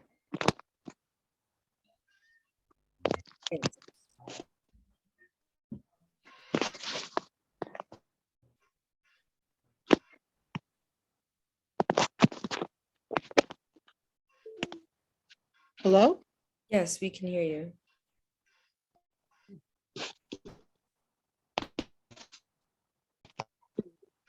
Oh, okay. I wasn't sure if you, I had a little bit more if you'd like me to finish saying the little thing, or I don't know if you guys have questions. It's up to you. You can go ahead and finish reading. Okay. So the 5 documentary packs will be loaned out to, I'm sorry? Oh, I think they're having technical difficulties.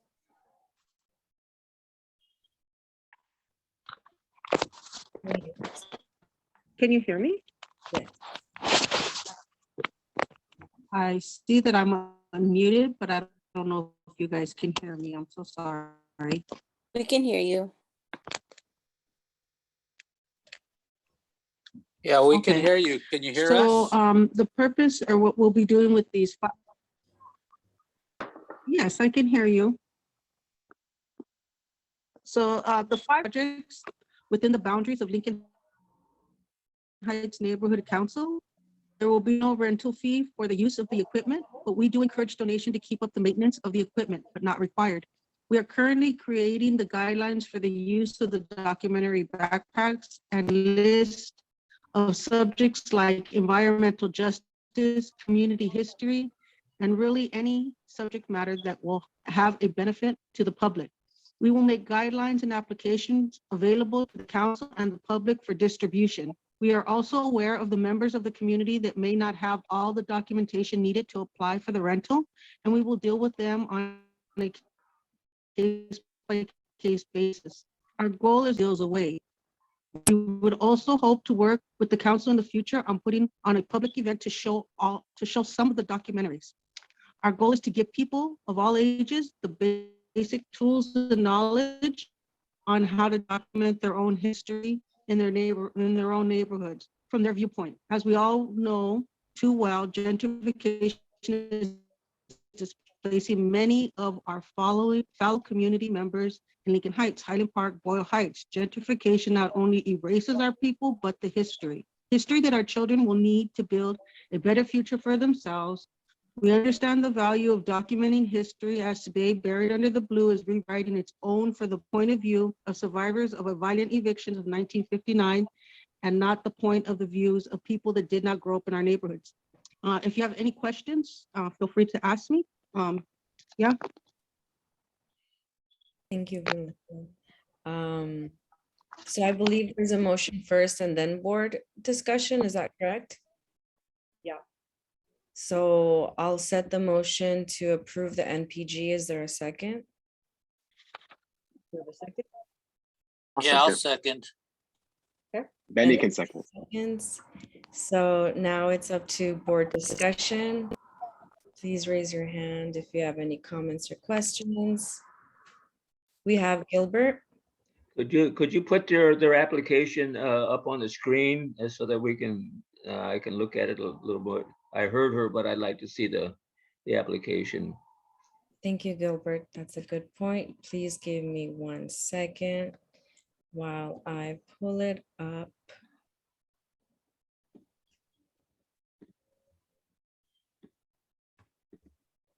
Can you see that? So that's the first page, and that's the second page. Point of information. Yes. Fernanda, are they receiving funding from another neighborhood council or source? I don't have the answer to that. Melissa, would you like to answer that? No, we are not. Okay, thank you. We have Selena.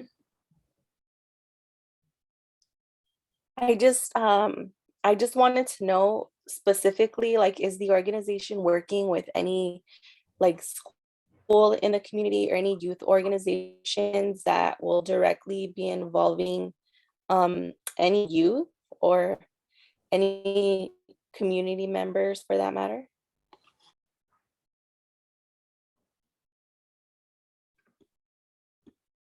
We plan to work directly with you guys as well to kind of guide us to that. And we're going to open out, put out a call through our email thing to especially target people in Lincoln Heights so that we could focus on the history. And we do have elders that were displaced from Palo Verde, La Loma, and Bishop that now currently live in Lincoln Heights.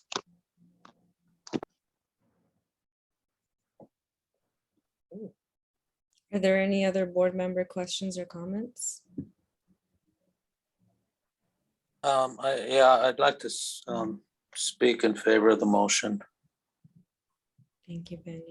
Because for example, the mobile documentary backpacks, that's important. I mean, the story of how the stadium came to be, that story is important in and of itself. The fact that 5 mobile documentary backpacks in order to continue to document stories, I think is very important. And, getting the youth involved to help tell those stories, I think is a great asset to the community. I agree. I'd also like to speak in favor of this. I remember when I was a junior in college, I was doing a small documentary project for one of my classes on gentrification in Highland Park, and just having equipment or even the video editing software is insanely expensive. And I didn't have access to that kind of stuff. And I didn't know anyone that had access to that kind of stuff. So like, if I think about college Fernie, if she would have had access to something like this, like that would have been amazing and would have been a really good documentary. So I think that when it comes to the film industry, our communities are definitely not included. So I do like this proposal. We have Melanie. Is that me? Did you say Melanie? Yeah, okay. Yeah, I also want to speak in favor of this. I feel like the only reason I knew about what happened with Dodger Stadium, so-called Chavez Ravine, is because of, oh my God, hold on. No, baby. Sorry. Because of this group. And I feel like these are the stories that don't get told because of what you brought up, Fernie, like just the sheer expense of telling your story. So yeah, that's it. That's all I gotta say. I would like to raise my hand, but I can't figure out where my hand button is. But I think that, many of the, I don't think that, but many of the families that were displaced from Loma Palo Verde and Bishop actually were displaced to Lincoln Heights and then also to William Mead and Ramona Gardens. And I feel that reaching out to Ramona Gardens and William Mead and having them part of the dialogue and letting them have access to these cameras, I mean, it's just so important. Just for basically so many stories, the history is being hidden, and the violence is still going on to this day with the displacement, active displacement of those communities of Ramona Gardens and William Mead. So this would be a really good opportunity for all of us to work together to just for street level media and storytelling. Yes. Awesome. Are there any additional board member comments? Any public comments? Please raise your hand or press *9. I don't see any, so we will move forward with a vote. Sarah Clendenning? Yes. Yes. Ben Wadsworth? Yes. And again, this is to vote on the motion to approve the NPG for up to $5,000. Fernando Sanchez, yes. Vincent is recused. Nancy Soto? Yes. Benny Madera? Yes. Didia? Yes. Joanna? Yes. Annalee?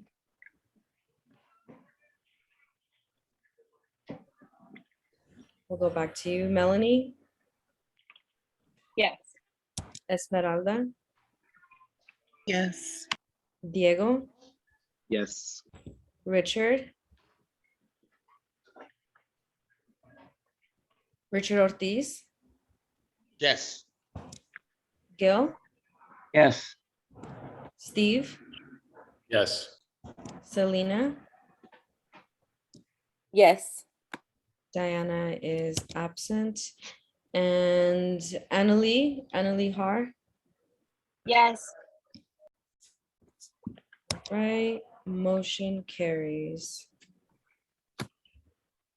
Motion carries. Awesome. I'm going to message Vince to jump back into the meeting. Thank you very much. We appreciate you. We look forward to working with. Thank you. Thank you. All right, so our next item is item 5, discussion and possible action to approve MPG application from Plaza de la Raza requesting $5,000 for musical bands / food for the 2022 Lincoln Park 4th of July event. I so move. Vince moves. Do I have a second? Do I have a second? I second. Esmeralda? Okay, so we're just waiting for Vince to hop back on. I jumped on prematurely. I'm here now. Yeah, you're here. So we're at item number 5, the Plaza de la Raza request for $5,000 for the 4th of July event, seeking money for bands and food. I got it. Let me just bring up the. Oh, here it is. Okay, let me just share the screen. I got the application here.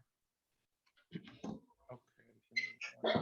Sarah, I have to, hold on, give me 1 second. I gotta,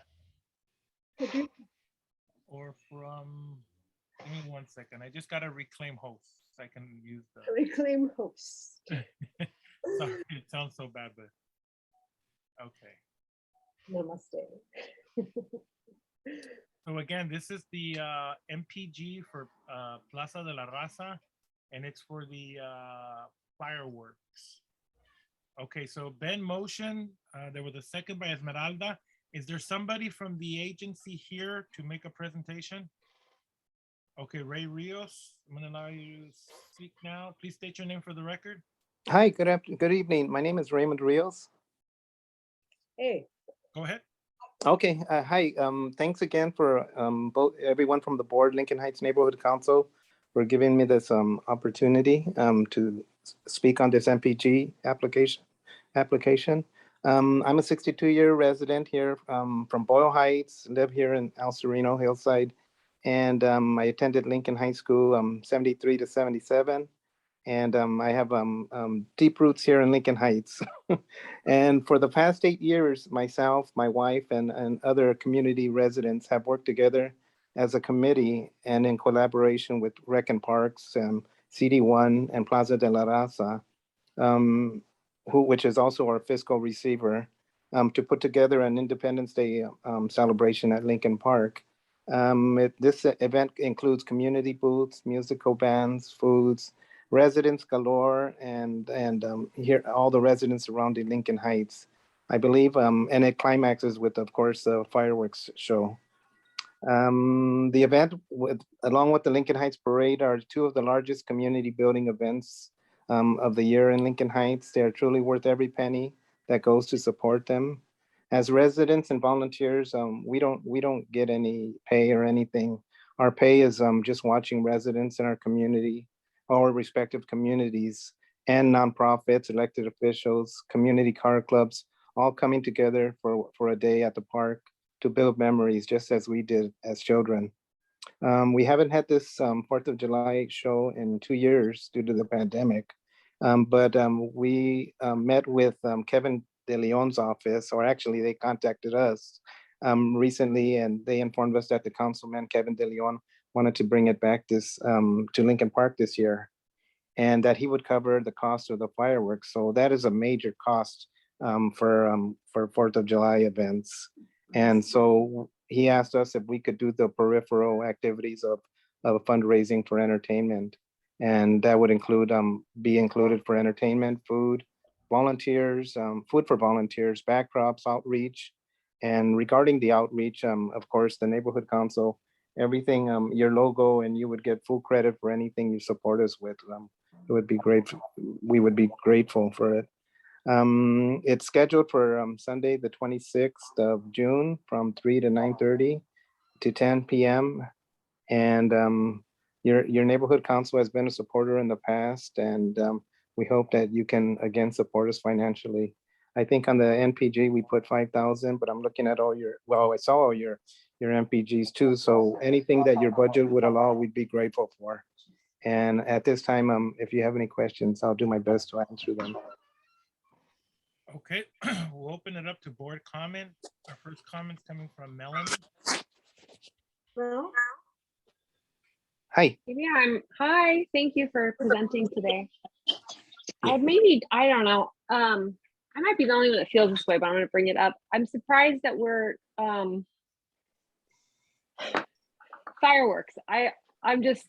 I'm concerned about like just the environmental load that it's putting on the community, especially with how much money is I'm just surprised that like such a large amount of money from De Leon's office is going to go into something that is just going to cause harm to the community. So that's a huge concern for me. I don't know if I'm the only one that feels that way. I might be.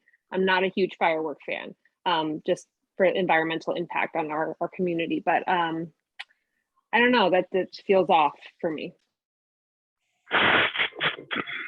We have Selena. Hi. Hi. Hi, Ray. Thank you for presenting. I did have a question. What other funding sources is Plaza de la Raza using for this specific event? The way we usually do it, we've done it in the past, is we've asked like our elected officials, Hilda Solis, the CD1 office, Gil Cedillo, and USC, and any some of the big entities in our community, if they would support it financially, because the cost of fireworks is so expensive. But this year, you know, since Kevin De Leon is moving forward and he's willing to pay for the cost of fireworks, that really is a big bulk of the cost. So we usually ask other entities like Solis and Griffles and some of the big entities in our community if they could support it. And together it usually works out because everybody gives a little bit, not too much, whatever they can allow. And it usually works out. Yeah, I think this is like an annual event. I know sometimes the neighborhood council, correct me if I'm wrong, sometimes they have like a table at the event. Am I right? We have every event, we have total rows of community booths. And in fact, my wife's in charge of community outreach to get community booths. We look for nonprofits, anything related to the community that's beneficial. And it's a day where community organizations, nonprofits, or schools, anything that can share information and be at the same location for one day. And it's really effective, and it's a really positive day. Yes, in the past they have always had booth there. We have Fernanda Sanchez. Hi, Ray. Hey, Fernanda. I have a few questions. So aside from Kevin De Leon funding the entire fireworks cost, is there anybody else that's contributing? Additionally, in terms of the application, it says that the 5,000 is only for musician and food. I'm curious to see what kind of musician you guys are gonna get. And to clarify, is the food for the public or is it only for the staff that's gonna be working that day? And my very last point is in terms of outreach to the Lincoln Heights community. Every single Plaza de la Raza event that I have attended has not really included the Lincoln Heights community. It's usually outsiders coming into Lincoln Heights, or just Lincoln Heights community members aren't really included at all. So if, you know, we're going to support this project, I'd like to see a lot more effort into reaching out to our actual community members here in our neighborhood. Well, I can tell you firsthand, I go from, and we're not even supposed to do it. It's not legal to put posters on boards, but we put posters on everywhere we can. And we do it social media, we do it emails, we put a lot of outreach into this, and we get really, I do the flyer. I'm not sure if I'm gonna do it this year, but we totally outreach everywhere. I can't speak for anything else regarding Plaza, but I know for this event, we put a lot of outreach, especially in Lincoln Heights, but it goes to Ramona Gardens too. And El Sereno has their own fireworks show the day before, so they do put a lot of outreach. Actually, we work with them too. And other sources, we're currently asking Griffles if they can donate. We're currently asking Hilda Solis if she can donate, and USC. We even asked Union Pacific, believe it or not. But we do. But we haven't got any responses yet, and so we're currently working with We those. do get support from Dino's Bomb Squad always. But we also get support from our local. I mean, even our Clark clubs pitch in whatever they can, you know, and our local businesses. So it's from bigger entities even to the local level of our small businesses that contribute to this event. I have a comment just about, you know, I'm from Philadelphia and we invented 4th of July. And it's the people co-opting fireworks or interference materials used to cause confusion in war. And they're the people's material. Now, in any case, Kevin De Leon had an event to unveil Lincoln Park as CD14, and he did not invite the neighborhood council. He did not invite the neighborhood council to that event. And we have a couple outstanding demands about the Dodgers dream fields and stuff like that many of these entities have been complicit in. Now, those are, I guess that could be ignored for this event. But really deep down, it's that it should be sort of an event thrown by the community. And in the past, it has. I mean, we call ourselves, we're not a nonprofit, but we're our committee. We had to give ourselves a name. We're the Lincoln Park 4th of July Committee. Okay. And I can send you a flyer. It's a real nice one. Meetings that the community could be involved in figuring out what's going to happen at this event. Say that again. Board meetings or community meetings where the community can be involved, like. Oh yeah, we can. I believe we meet next week. Okay, that would be really good for the community to know, so they could be involved. Yeah. Not for him. Okay, we have Gilbert. Yes, I just want to tell you that I was at the last one that they had 2 years ago. We had a table. We had members of the Lincoln Heights Neighborhood Council there, and we were treated very well, and we had a place right up near where the dance and the music was going on. So it was great, and we made a good presence there, and we gave out a lot of things. Thank you, Gilbert. And then we have Diego. Hey Ray, how are you Diego, doing? how you doing? Great. So yeah, my comments and I guess subsequent question is, well, rather I'll start with a question. What role is Plaza de la Raza serving on this? Besides, just is it just serving as a fiscal sponsor? And the reason why I ask is because I feel very torn about Plaza de la Raza now, just to be completely transparent. I grew up going to Plaza de la Raza every summer. I took like 4 classes every summer for like 10 years.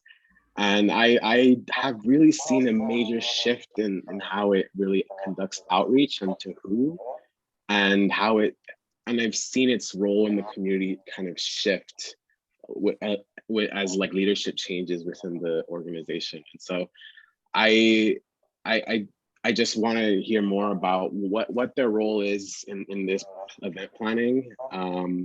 Can you elucidate to that? Right? Yes, primarily they're our fiscal receiver. We've known Maria, you know, we coached out of Lincoln Park for over 17 years. And we never got any communication from Plaza de la Raza. But in my experience, since Maria has taken over, she's been total opposite from the former director, and they outreach everywhere. I mean, I don't know how it goes or does not go to Lincoln Heights. I would think it's right across the street, or actually in Lincoln Heights. But we get a lot of outreach on this side too, and we spread it around in every social way that we can. But primarily they're our fiscal receiver. And I think nothing other than that, right? Right. And actually, I think the plaza itself is going to be closed during this event. And so everything will be outside of it. Because we do have our holiday committee, which would be Anna Lee. I don't know if our holiday committee has planned for anything for 4th of July. Anna Lee, are you here? Have, I don't know, is Annalee, did you want to respond from? Hi, sorry. Oh yeah, sorry. I was just going over to my phone. Yeah, that was something that I know that I briefly spoke with Sarah about, because now that there's the 2 different districts, the 1 and 14, and then she told me that the MPG was going to come up for this whole thing. So I did want to get on that and get a meeting coming like in the next week to talk with the rest of that committee and see what suggestions that we had for 4th of July.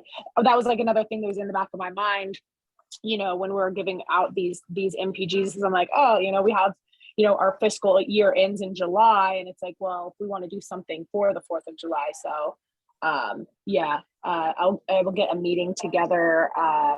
I'll talk to Richard and the other members at the end of this meeting, and we'll get something figured out for next week so we can, and if anybody else has, we'll post the meeting and then you guys can join. And if you have other, ideas and stuff like that. So I would like to do something, yes, for 4th of July. Okay, sounds good. Thank you, Annalee. We had, I seen Selena, but I don't know if she just put her hand down. If not, Richard. Thank you. I just wanted to say, like, I've never had a really good encounter with Plaza de la Raza. Every time I would go check it out, I would get shooed away. Or, how like Lincoln Park has no clean bathrooms and typically they're always locked and closed. I would try to use theirs with my daughter and I would never get a yes. And every time I would like actually be in Plaza de la Raza's place, I guess, within 5 minutes, I'll get kicked out. Just saying. Thank you. Thank you, Richard. We have Benny. I'd like to make a motion that we lower the amount to $1,000. Okay, so we'll go through the same process. There's a live motion by Benny to reduce the request amount for Parque de la Raza, 5,000 to 1,000. Is there a second? I want to say something. A second. Okay, Sarah Clendenning seconds. Okay, we're gonna open this up again to board member comment. Is there anybody with a comment on reducing the Parque de la Raza from 5,000 to 1,000? Yeah, I mean, I'd like to speak to the motion. Yeah, go ahead, Benny. Just some of the same, I mean, just the comments that my fellow board members are sharing are resonating with me. Like, the privacy of Plaza de la Raza, that Fernie, Diego, and Richard have shared. I grew up in Ramona Gardens, and I got the same feeling too. And I can't even think of a time where I benefited, from Plaza de la Raza, to be honest with you. And I was pretty active both at Hazard and Lincoln Park. Even Mal's comment about the fireworks thing, resonates. She mentioned the harm to the community, but I always think about the animals too, like the dogs and the birds and what have you. The other thing is, it's $5,000 seems like a big lift for us. I think other people should be pitching in and helping with that $5,000 request. Thank you. Can you raise your hand? Can I add something? Hold on one second. We have board member comment, then we'll open it up. I know, Ben, you can't raise your hand. So, Ben? Yeah. Plaza de la Raza has nothing to do with it other than being the way the funding can go through, because the 4th of July committee is not a 501c3. That's the only role that Plaza plays on this. They're not getting any money or anything else out of it. Thank you, Ben. We now have Joanna. Yeah, I just wanted to comment that it seems to me that they, Plaza de la Raza seems to have a lot of other resources and partners that are coming in, and hearing the other NPG grants, it just seems like them asking for 5,000. Even $1,000 is a lot. I think I would even vote to reduce it, just because it seems like they have a lot of other resources and they seem to have asked funding from the city council and from many other people, and I think that we might be better. I mean, just in order to make these funds kind of really support maybe even more grassroots or other entities that might have more harder time finding funding. I just, it doesn't sit well for me to provide that much money or even $1,000. Joanna, we have Selena. Yeah, I kind of just wanted to add to everything. Like Wad said, Plaza de la Raza is basically just the vehicle that's helping the funds go to the actual event. I know annually it has been a huge event for the youth in the community. That's like the one main thing that I know is drawing me to vote in favor of this. I personally have not been able to go because my daughter's been too young, and she has a sensitivity to that, but we are excited for this event because I know it does happen every year. And we have also been big supporters of this event annually. And I know that we are divided with 2 council districts, but I also kind of feel like we have a responsibility to support our neighborhood. I know other people are mentioning that they've had negative experiences with Plaza, and like I said, they're not involved, but I personally have had great experiences there, and other people are sharing their opinion, so I might as well share mine. It's been a great place. I mean, I'm not saying it's a perfect place, but it's not all bad, I think. So that's what I wanted to add. Thank you, Selena.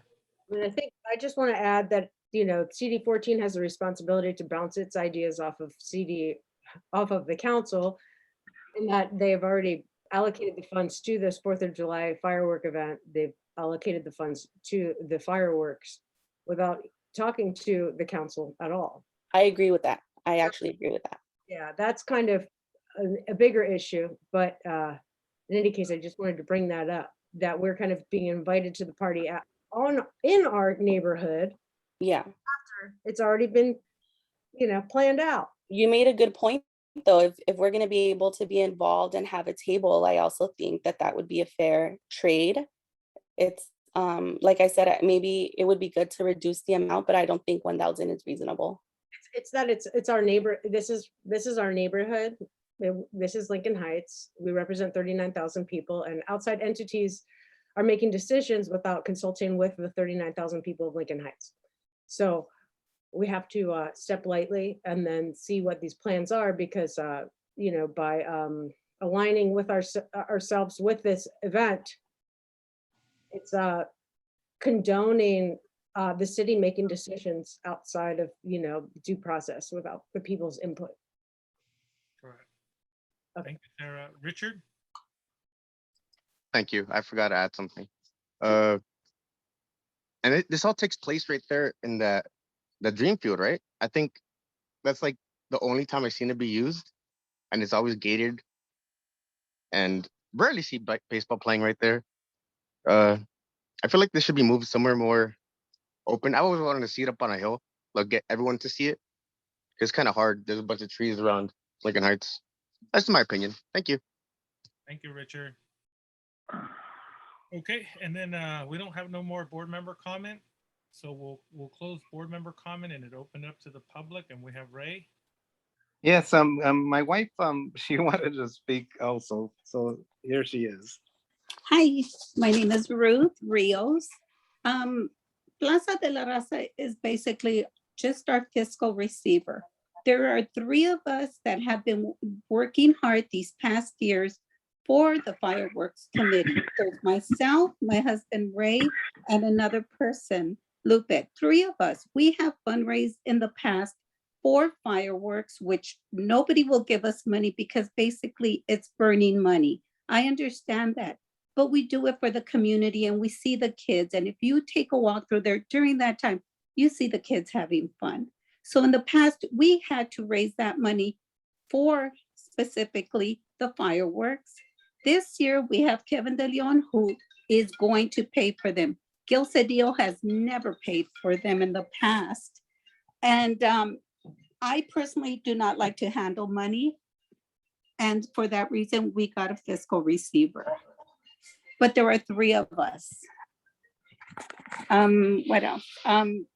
That's it, Lincoln. I mean, I appreciate that Plaza de la Raza is doing this for us. They make sure whoever is getting paid, whoever is getting money has a social security. It's all, I like that. We don't get paid for it. We do it because we want to. We don't even want a certificate. Don't give us a certificate of gratitude. We do it because we want to. This is our community too. We grew up at Lincoln Park. We grew up at Hazard Park.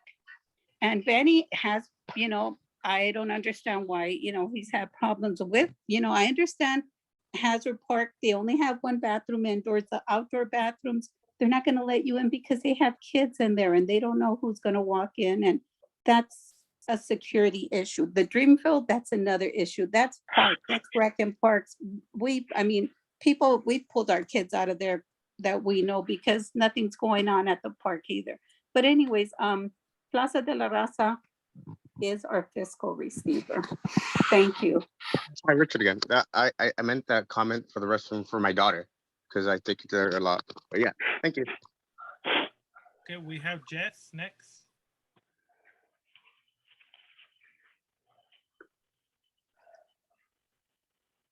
Hi, can you hear me? Yes. Hi, everybody. Good evening. I wanted to just comment. I've lived in Lincoln Heights for about a little over 12 years, and I wanted to comment because I have always wanted to approach the neighborhood council about even banning fireworks, just because I've noticed here that, for example, personally at 4 or 5 in the morning, there's M80s being blown up. And it wakes everybody up. I think one of the landlords here was harassing one of the tenants by blowing up M80s right in front of her house. Not only is the day after fireworks, 4th of July, heavily polluted, like our air is just ridiculous to breathe. For folks who have lung issues, like this is really problematic. But over here where I live on East Lake, the sound pollution is crazy, but also the fireworks, the party is really up on the hill at Flat Tops and Little Flat Tops. I don't think we need any more of that. And like I have to spend so much money getting my dog CBD months before and months after. I've seen owls, coyotes, like, you know, we have wildlife here in Lincoln Heights and everybody just scatters. Everybody, you know, our winged relatives to our 4-legged relatives are just terrified. And so I'm just surprised that these outdated traditions are still happening right now. I think we all went through a lot of changes in the last few years, and I'm just looking forward to, like, there, you know, for 4th of July just to not happen anymore. I actually consider them war ejaculations, and I'm not in any way supportive of them. So I'm looking at it from different angles, environmentally, to like our elders that live in the community. I'm sure they don't want to be woken up at 4 or 3 in the morning by M80s. And, you know, I grew up in LA, like I grew up in the hood, and I'm still 1000% like, we don't need to see 4th of July happen another year. But yeah, that's just my 2 cents. Thank you, Jess. Okay, we have no more public comment. Just a reminder for the board members right now, Benny's motion was to reduce the asking grant of $5,000 for Parque de la Raza fireworks show. So right now, a yes vote would approve the $1,000 grant, reducing it from 5 to 1,000. and that's what we'll be voting on. So we're gonna go down, it's a funding item. And once again, if this item fails, we'll revert back to the original amount. So once again, a yes vote is to approve the 1,000, the new amount. A no vote is to not approve it. 1 second. Gil, you have a last question? Yes, even if we vote down this, or vote down 1,000, or we approve 1,000, that doesn't prevent someone from making an amendment for a different amount before we go to the 5,000. Is that possible? We'd have to go through this first motion first. Yes, I understand. And you'd have to get a second on another. Then we may possibly make a motion after that. Correct. Thank you. Okay, so this motion again, just for a reminder, a yes vote is to okay the reduction down from 5 to 1,000. A no vote will push it back up to 5. Okay, here we go. Sarah? Sarah? Yes. Okay, Ben? No. Okay, Fernanda? Yes. Okay, Vincent, yes. Nancy? Yes. Benny? Yes. Didia? No. Okay, Joanna? Joanna? Yes. Okay, thank you. Annalie? Yes. Thank you. Melanie? Yes. Okay, thank you. Esmeralda? Yes. Thank you. Diego? Abstain. Okay. Richard? Simon. Okay, Gil? Oh. Steve? Yes. Selena? No. Okay, yeses, 1, 2, 3. There's 11 yeses and 4 noes. Motion carried. The new amount for the grant for La Parque de la Raza is now $1,000. And that's voting on the change. So the motion still carries now that we have $1,000. And now we just need to vote on and make sure that we approve the 1,000 since it's changed already. So again, I'm gonna do a count going down. Just a reminder now, this is to now approve the $1,000 grant, MPG to Parque de la Raza. Sarah? Yes. Ben? Yes. Okay, Fernanda? Yes. Vincent, yes. Nancy? Yes. Thank you. Benny? Yes. Thank you. Didia? Yes. Joanna? Abstain. Annalie? Yes. Melanie? No. Esmeralda? Yes. Diego? Yes. Okay, and Richard? Abstain. Okay. Gil? Gil? Yes. Was that a yes? Because you got cut off. Yes. Okay, Steve? Yes. Selena? Sorry, I got confused.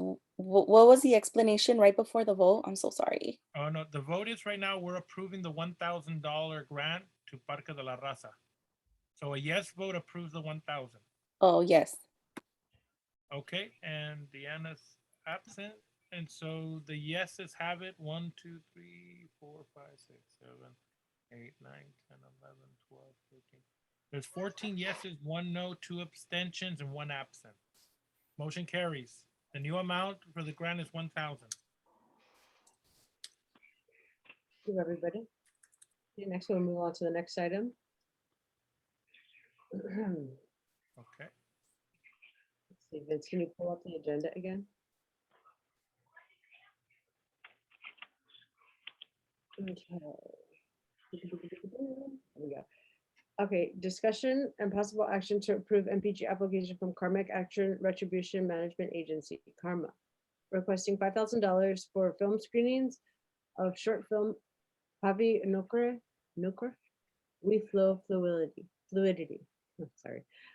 The funding would cover operations 3,400, artists 600, rental space $225, audio tech equipment $650, marketing flyers $125. Okay, 1 second, Joanna. Yes, I'm gonna have to recuse myself from this because I'm a member. Okay. Let the Invite record me show when. that, you make sure you turn off your mic and your screen. Joanna is now leaving the recusing herself from the item. Okay. Is there a motion? Vincent, sorry, you missed me. I'm also having to recuse myself. I'm providing some level of support to this event, and I'm afraid there might be bias, so I will be recusing myself. Okay, thank you, Diego. Sorry about that. I have a quick question. Do I just turn off my mute and mute myself and stop the video, or is there some other setting? No, correct. You just turn off the camera and turn off the little mic, and you're good to go. Okay. Okay. So let me bring up the And then we have a speaker, Jess.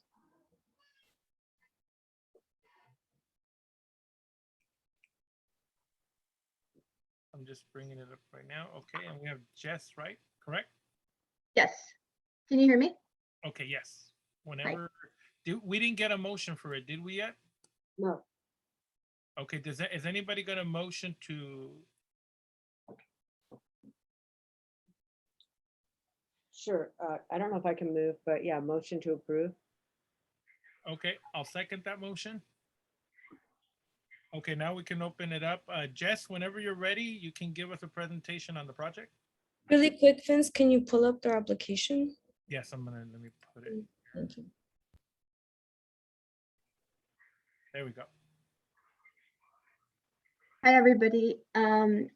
So I wanted to just say thank you for considering this proposal. My name is Jess Gudiel. I'm a shadow artist and puppet theater instructor. I've been working in the arts for a little over 10 years. And I collaborated with Tina Calderon. She is a Tongva culture bearer. She and I worked on this story that's based on the Seven Sisters of Pleiades constellation. And it's based on her Tongva tradition. For those of you who maybe aren't aware, the Tongva are the native people of these lands here. A lot of Southern California, it's not just Los Angeles, it's even broader than LA County.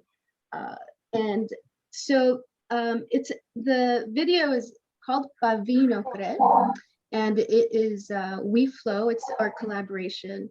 We started to really like connect because we both really have worked around water issues. If you get the chance to look at the video, it's on the short film is on YouTube, and it's really based not only the Pleiades, but it's also based on Indigenous values. And in this case, it'd be mindful of our resources. When I created it, it was meant to be an educational piece on not only Native people, but also the native plants of Los Angeles. If you get a chance to see, you'll see that there's specific California native plants represented and in this piece. And so before I just talk too much about it, the funding that you would all grant us would go towards a tour that we want to we're working towards. And my goal initially was really to really like cater to not only our elders, but also the children and the families of Lincoln Heights. And so the specific sites that we're looking to screen this short film will also be paired with local organizations that are doing something about preserving open spaces in Lincoln Heights. We're looking at spaces that are currently being threatened by huge billionaire developers to screen this outdoor film.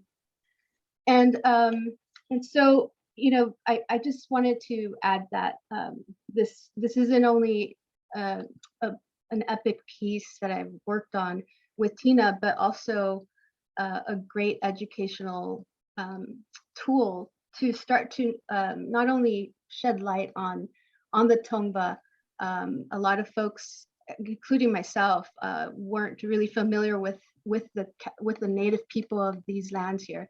And so I'm really excited about this. I love outdoor film festivals, and I would love to see that happen more in Lincoln Heights here. So yeah, I'm not sure if I covered everything.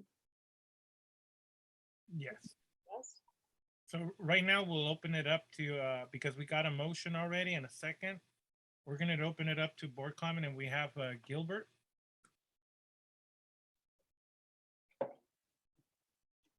Gil? Gil?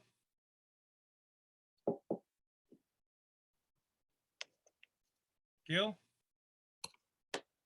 Okay, I think we'll come back to Gil, and then we'll go with Fernanda. Thank you for presenting, Jess. I guess my question is, so is this film festival projected to be held in Lincoln Heights? And if so, do you know like where in Lincoln Heights? Since I think if I understood correctly, this is meant to be an outdoor film festival. And in terms of the, can you scroll down a little bit, Vince, on the application? Okay, I just wanted to see what the money was being allocated for. So yeah, where is it projected to be held? And is it just for that one film that's going to be screened? Hi, Fernanda. That's a good question. Again, when I started to really think about where we would tour this, of course, it's going to be in Lincoln Heights. And some of the most important sites here currently that we're looking at and we're moving on is not only Flat Tops, that's just right above where I live.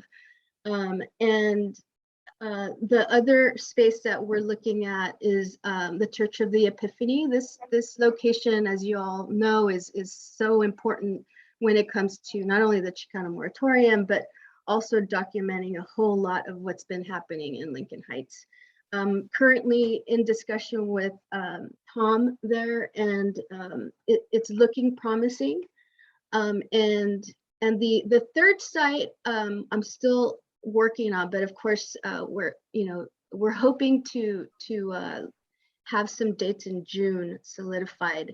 But yeah, that is the goal, is not only to let my neighbors here know about it, but also share it with local folks in El Sereno as well, and surrounding communities. Thank you. Gil? Yes, I noticed that you're looking for money for audio tech equipment. Is this going to be, you're going to purchase this, and then of course it's yours and you can use it, from now on? I just don't think that's an appropriate request. If it was for the operations and things that ongoing and with the production of the item, but not to buy you equipment for you can use in the future. Thank you, Gil. Selena?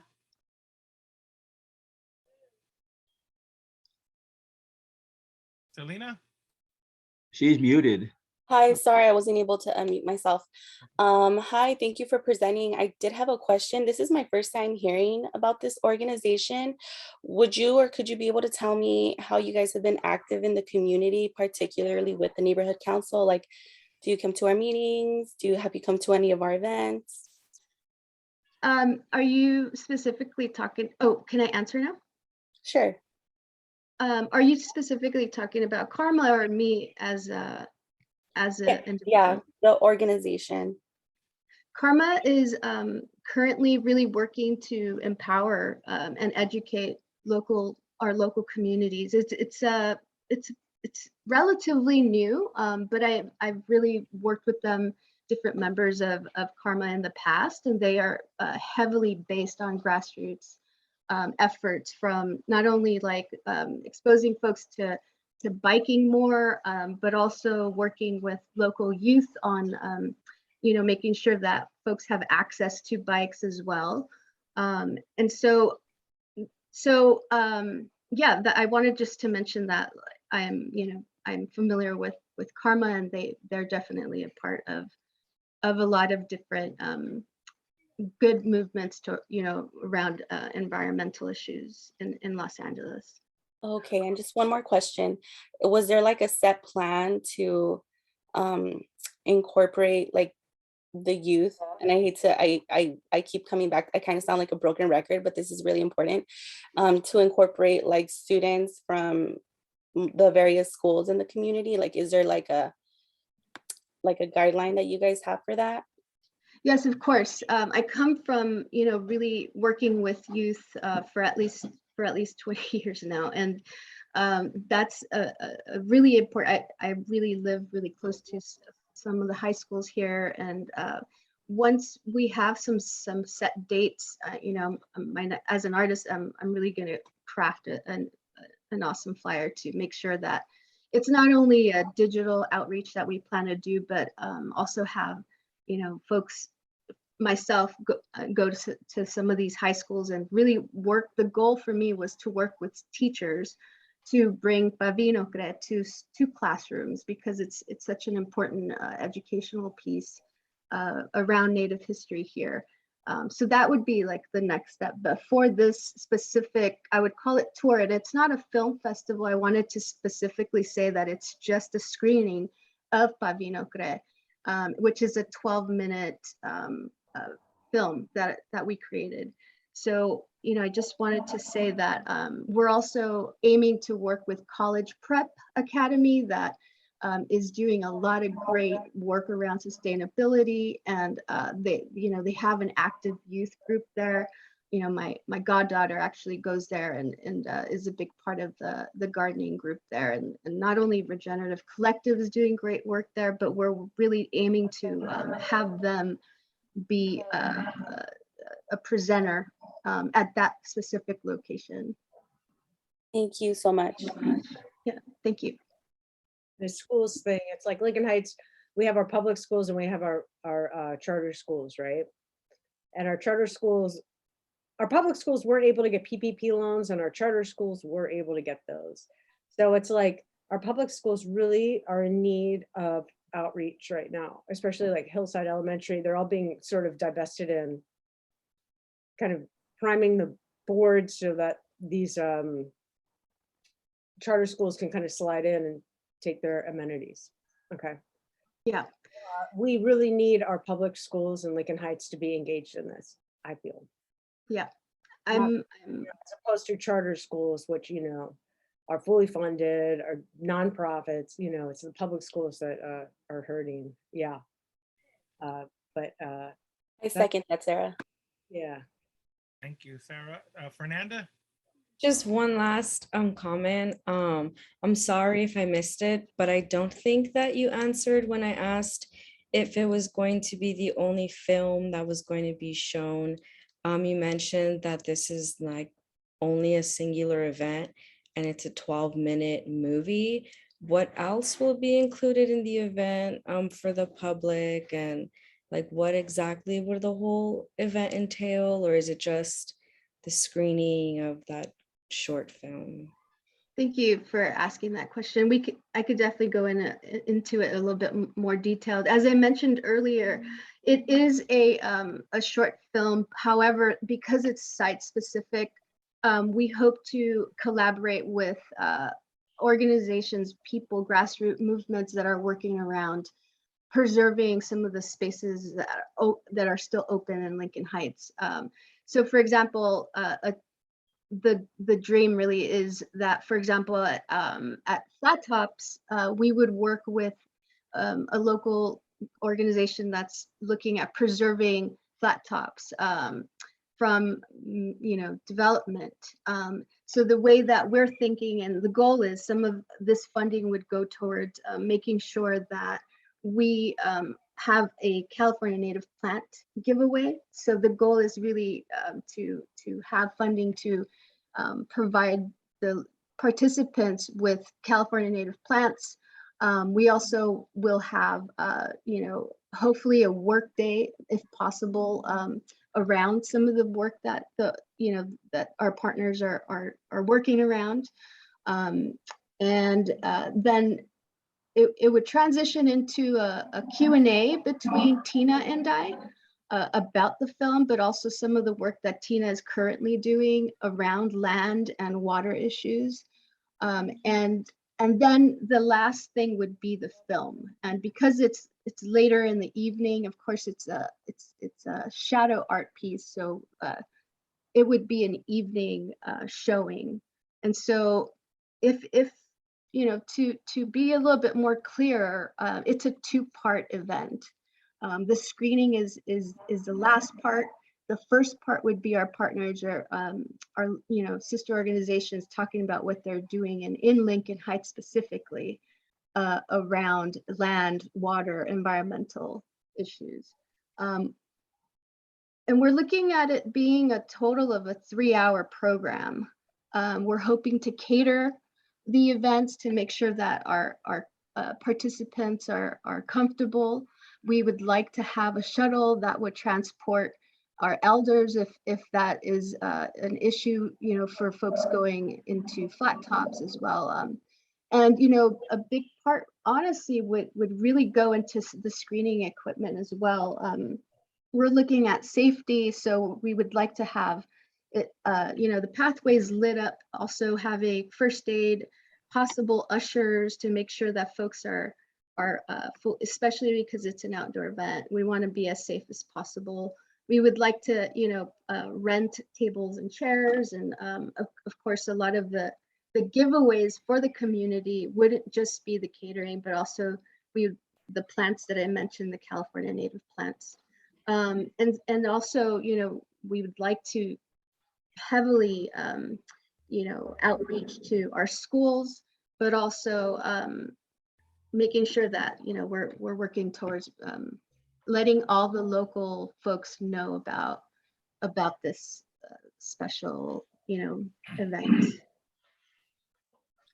I really want to say that I would love to see the elders come out, just because the last few years have been so hard on everybody, but specifically our elders and the children as well. So that is my goal, and I'm hoping that at the Church of the Epiphany that will that's who we will see there a lot more. Thank you, Jen. And also, I just wanted to add, you probably all have heard my voice because I've been attending the Lincoln Heights neighborhood council meetings for the last, I don't know, few months now. Thank you, Jess. Yeah. Okay, I don't see any more board member comments. I'm gonna open it up to public comment. If there's anybody in the public that wishes to make a comment, you can do so by pushing *9 or raising the little hand icon. Okay, I don't see any. We'll close public comment. So for the board members, this is a funding item.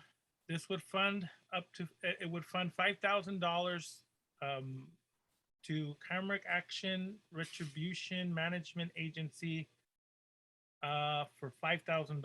Okay, a yes vote is approving, a no vote disapproves. Okay, here we go down. Sarah? Yes. Yes. Yes. Ben, No. Fernanda,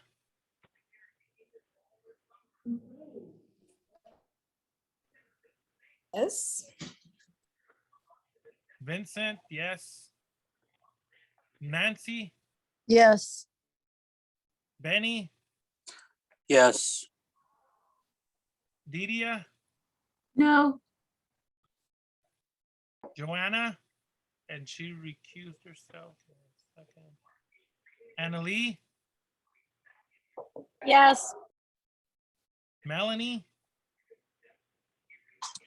Um, Melanie. sorry, I haven't decided yet. I Can you come come back to me, Vince? anytime. Yeah, okay, thank you. Okay, Esmeralda, No. Diego is recused. Richard,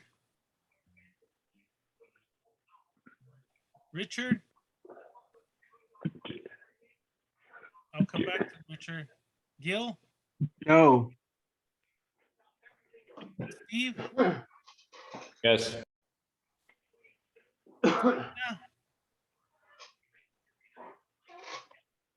You were breaking up. Did you say Selena? yes. No.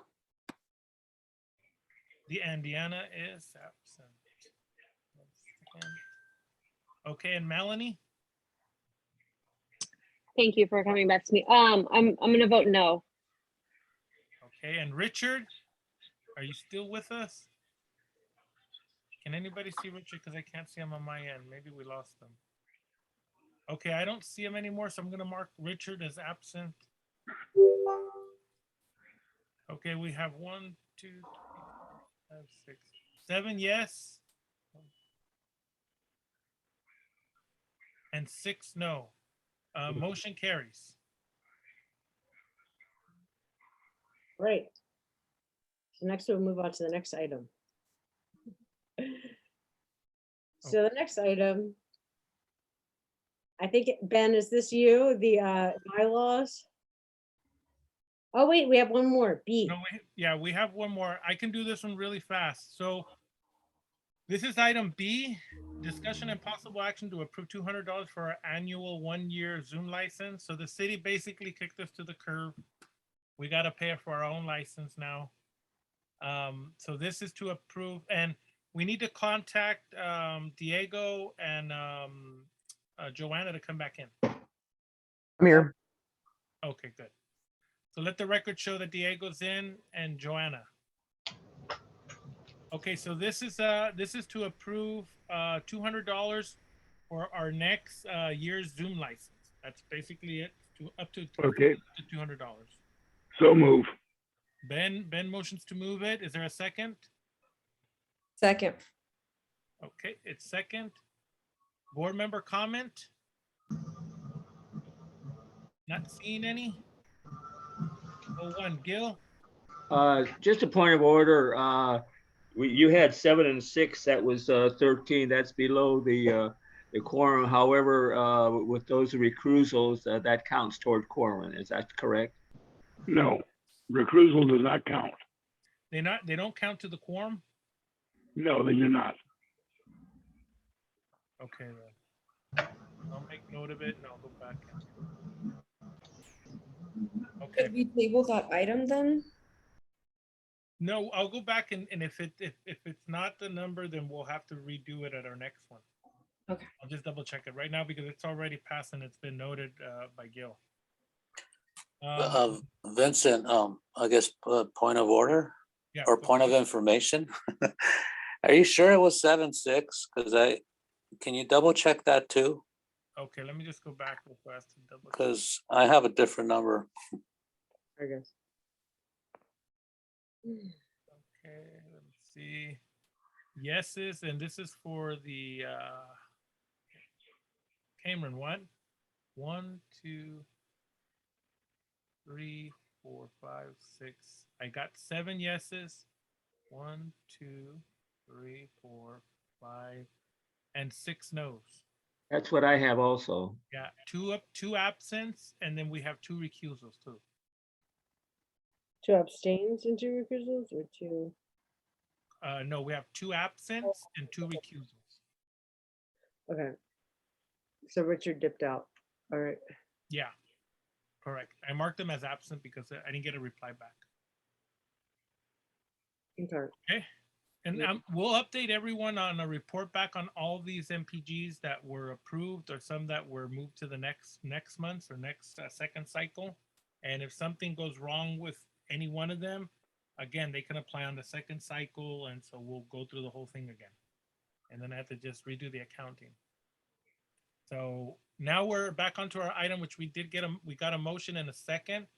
And again, this is to approve the our Zoom licensing of $200, funding up to $200. So right now we were on a board member comment. Is there any comment on funding up to $200 for our Zoom license? I don't see any. I'm going to open it up to public comment. Is there any public comment on the funding up to $200 for our Zoom license? If you wish to make a comment, you can push *9 if you're using a landline, or use the little yellow hand icon. Not seeing any. Going to close public comment. All right. Okay, this is a funding vote, so we're going to go down it again. Give me 1 second. Let me move some of this out. Okay, Sarah.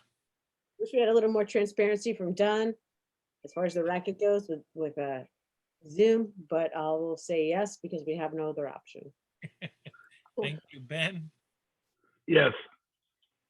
Fernanda. Yes. Vincent, yes. Nancy. Yes. Thank you, Benny. Yes. Didia. Yes. Joanna. Yes. Thank you, Annalie. Yes. Melanie. Yes. Thank you, Esmeralda. Yes. Diego. Obvious, yes. Richard. He's absent. Gil. Yes. Steve. Yes. Selena. Yes. And Deanna is okay. So motion passes. Carries. All right. So then item number 8 is rules. Oh, wait. Oh, item number 7, Rules and Bylaws Committee. Ben, should we table this to the next meeting, or should It we? needs to be tabled until we have 18 members because we can't vote on bylaws. I got you. All right. So we're going to move just to sum it up here. Number 8, announcement of LHNC vacancies. Now we have a new one, youth rep 2023. Diana is graduating. We need a new youth rep. So we need to outreach to all the high schools here. And then we have a vacancy for business rep 2025, business rep 2023, area 1 rep at large 2023, area 2 rep resident 2023, area 3 rep at large 2023, area 3 rep resident 2025, area 4 rep resident 2023, area 6 rep resident 2023. Secretary and treasurer, have we received any applications for vacancies? I have not received none myself. Fernanda? I sent out 5 applications this week, but I didn't receive any back completed or filled in. Fingers crossed, hopefully we get some applications to the next meeting, because we have many vacancies. About to lose quorum, actually. So super important. Okay, so with that, with having no applications received, we will move on to item number 9. Public testimony of non-agenda items within the jurisdiction of Lincoln Heights Neighborhood Council. That's public comment that's not on the agenda. 2 minutes per person. Anybody from the public, please raise your hand or press *9 to just make a comment on anything you want to talk about. I don't see any. All right. Well, then we go to number 10. I'd like to make a motion to adjourn. Second. All right. All those in favor say aye. Aye. All those opposed? I don't hear any. Any abstentions? I don't hear any. The meeting officially ended at 8:46. Thank you, everyone, for your time and patience. Thank you, guys. Bye, everyone. Have a great night. Good night. Bye.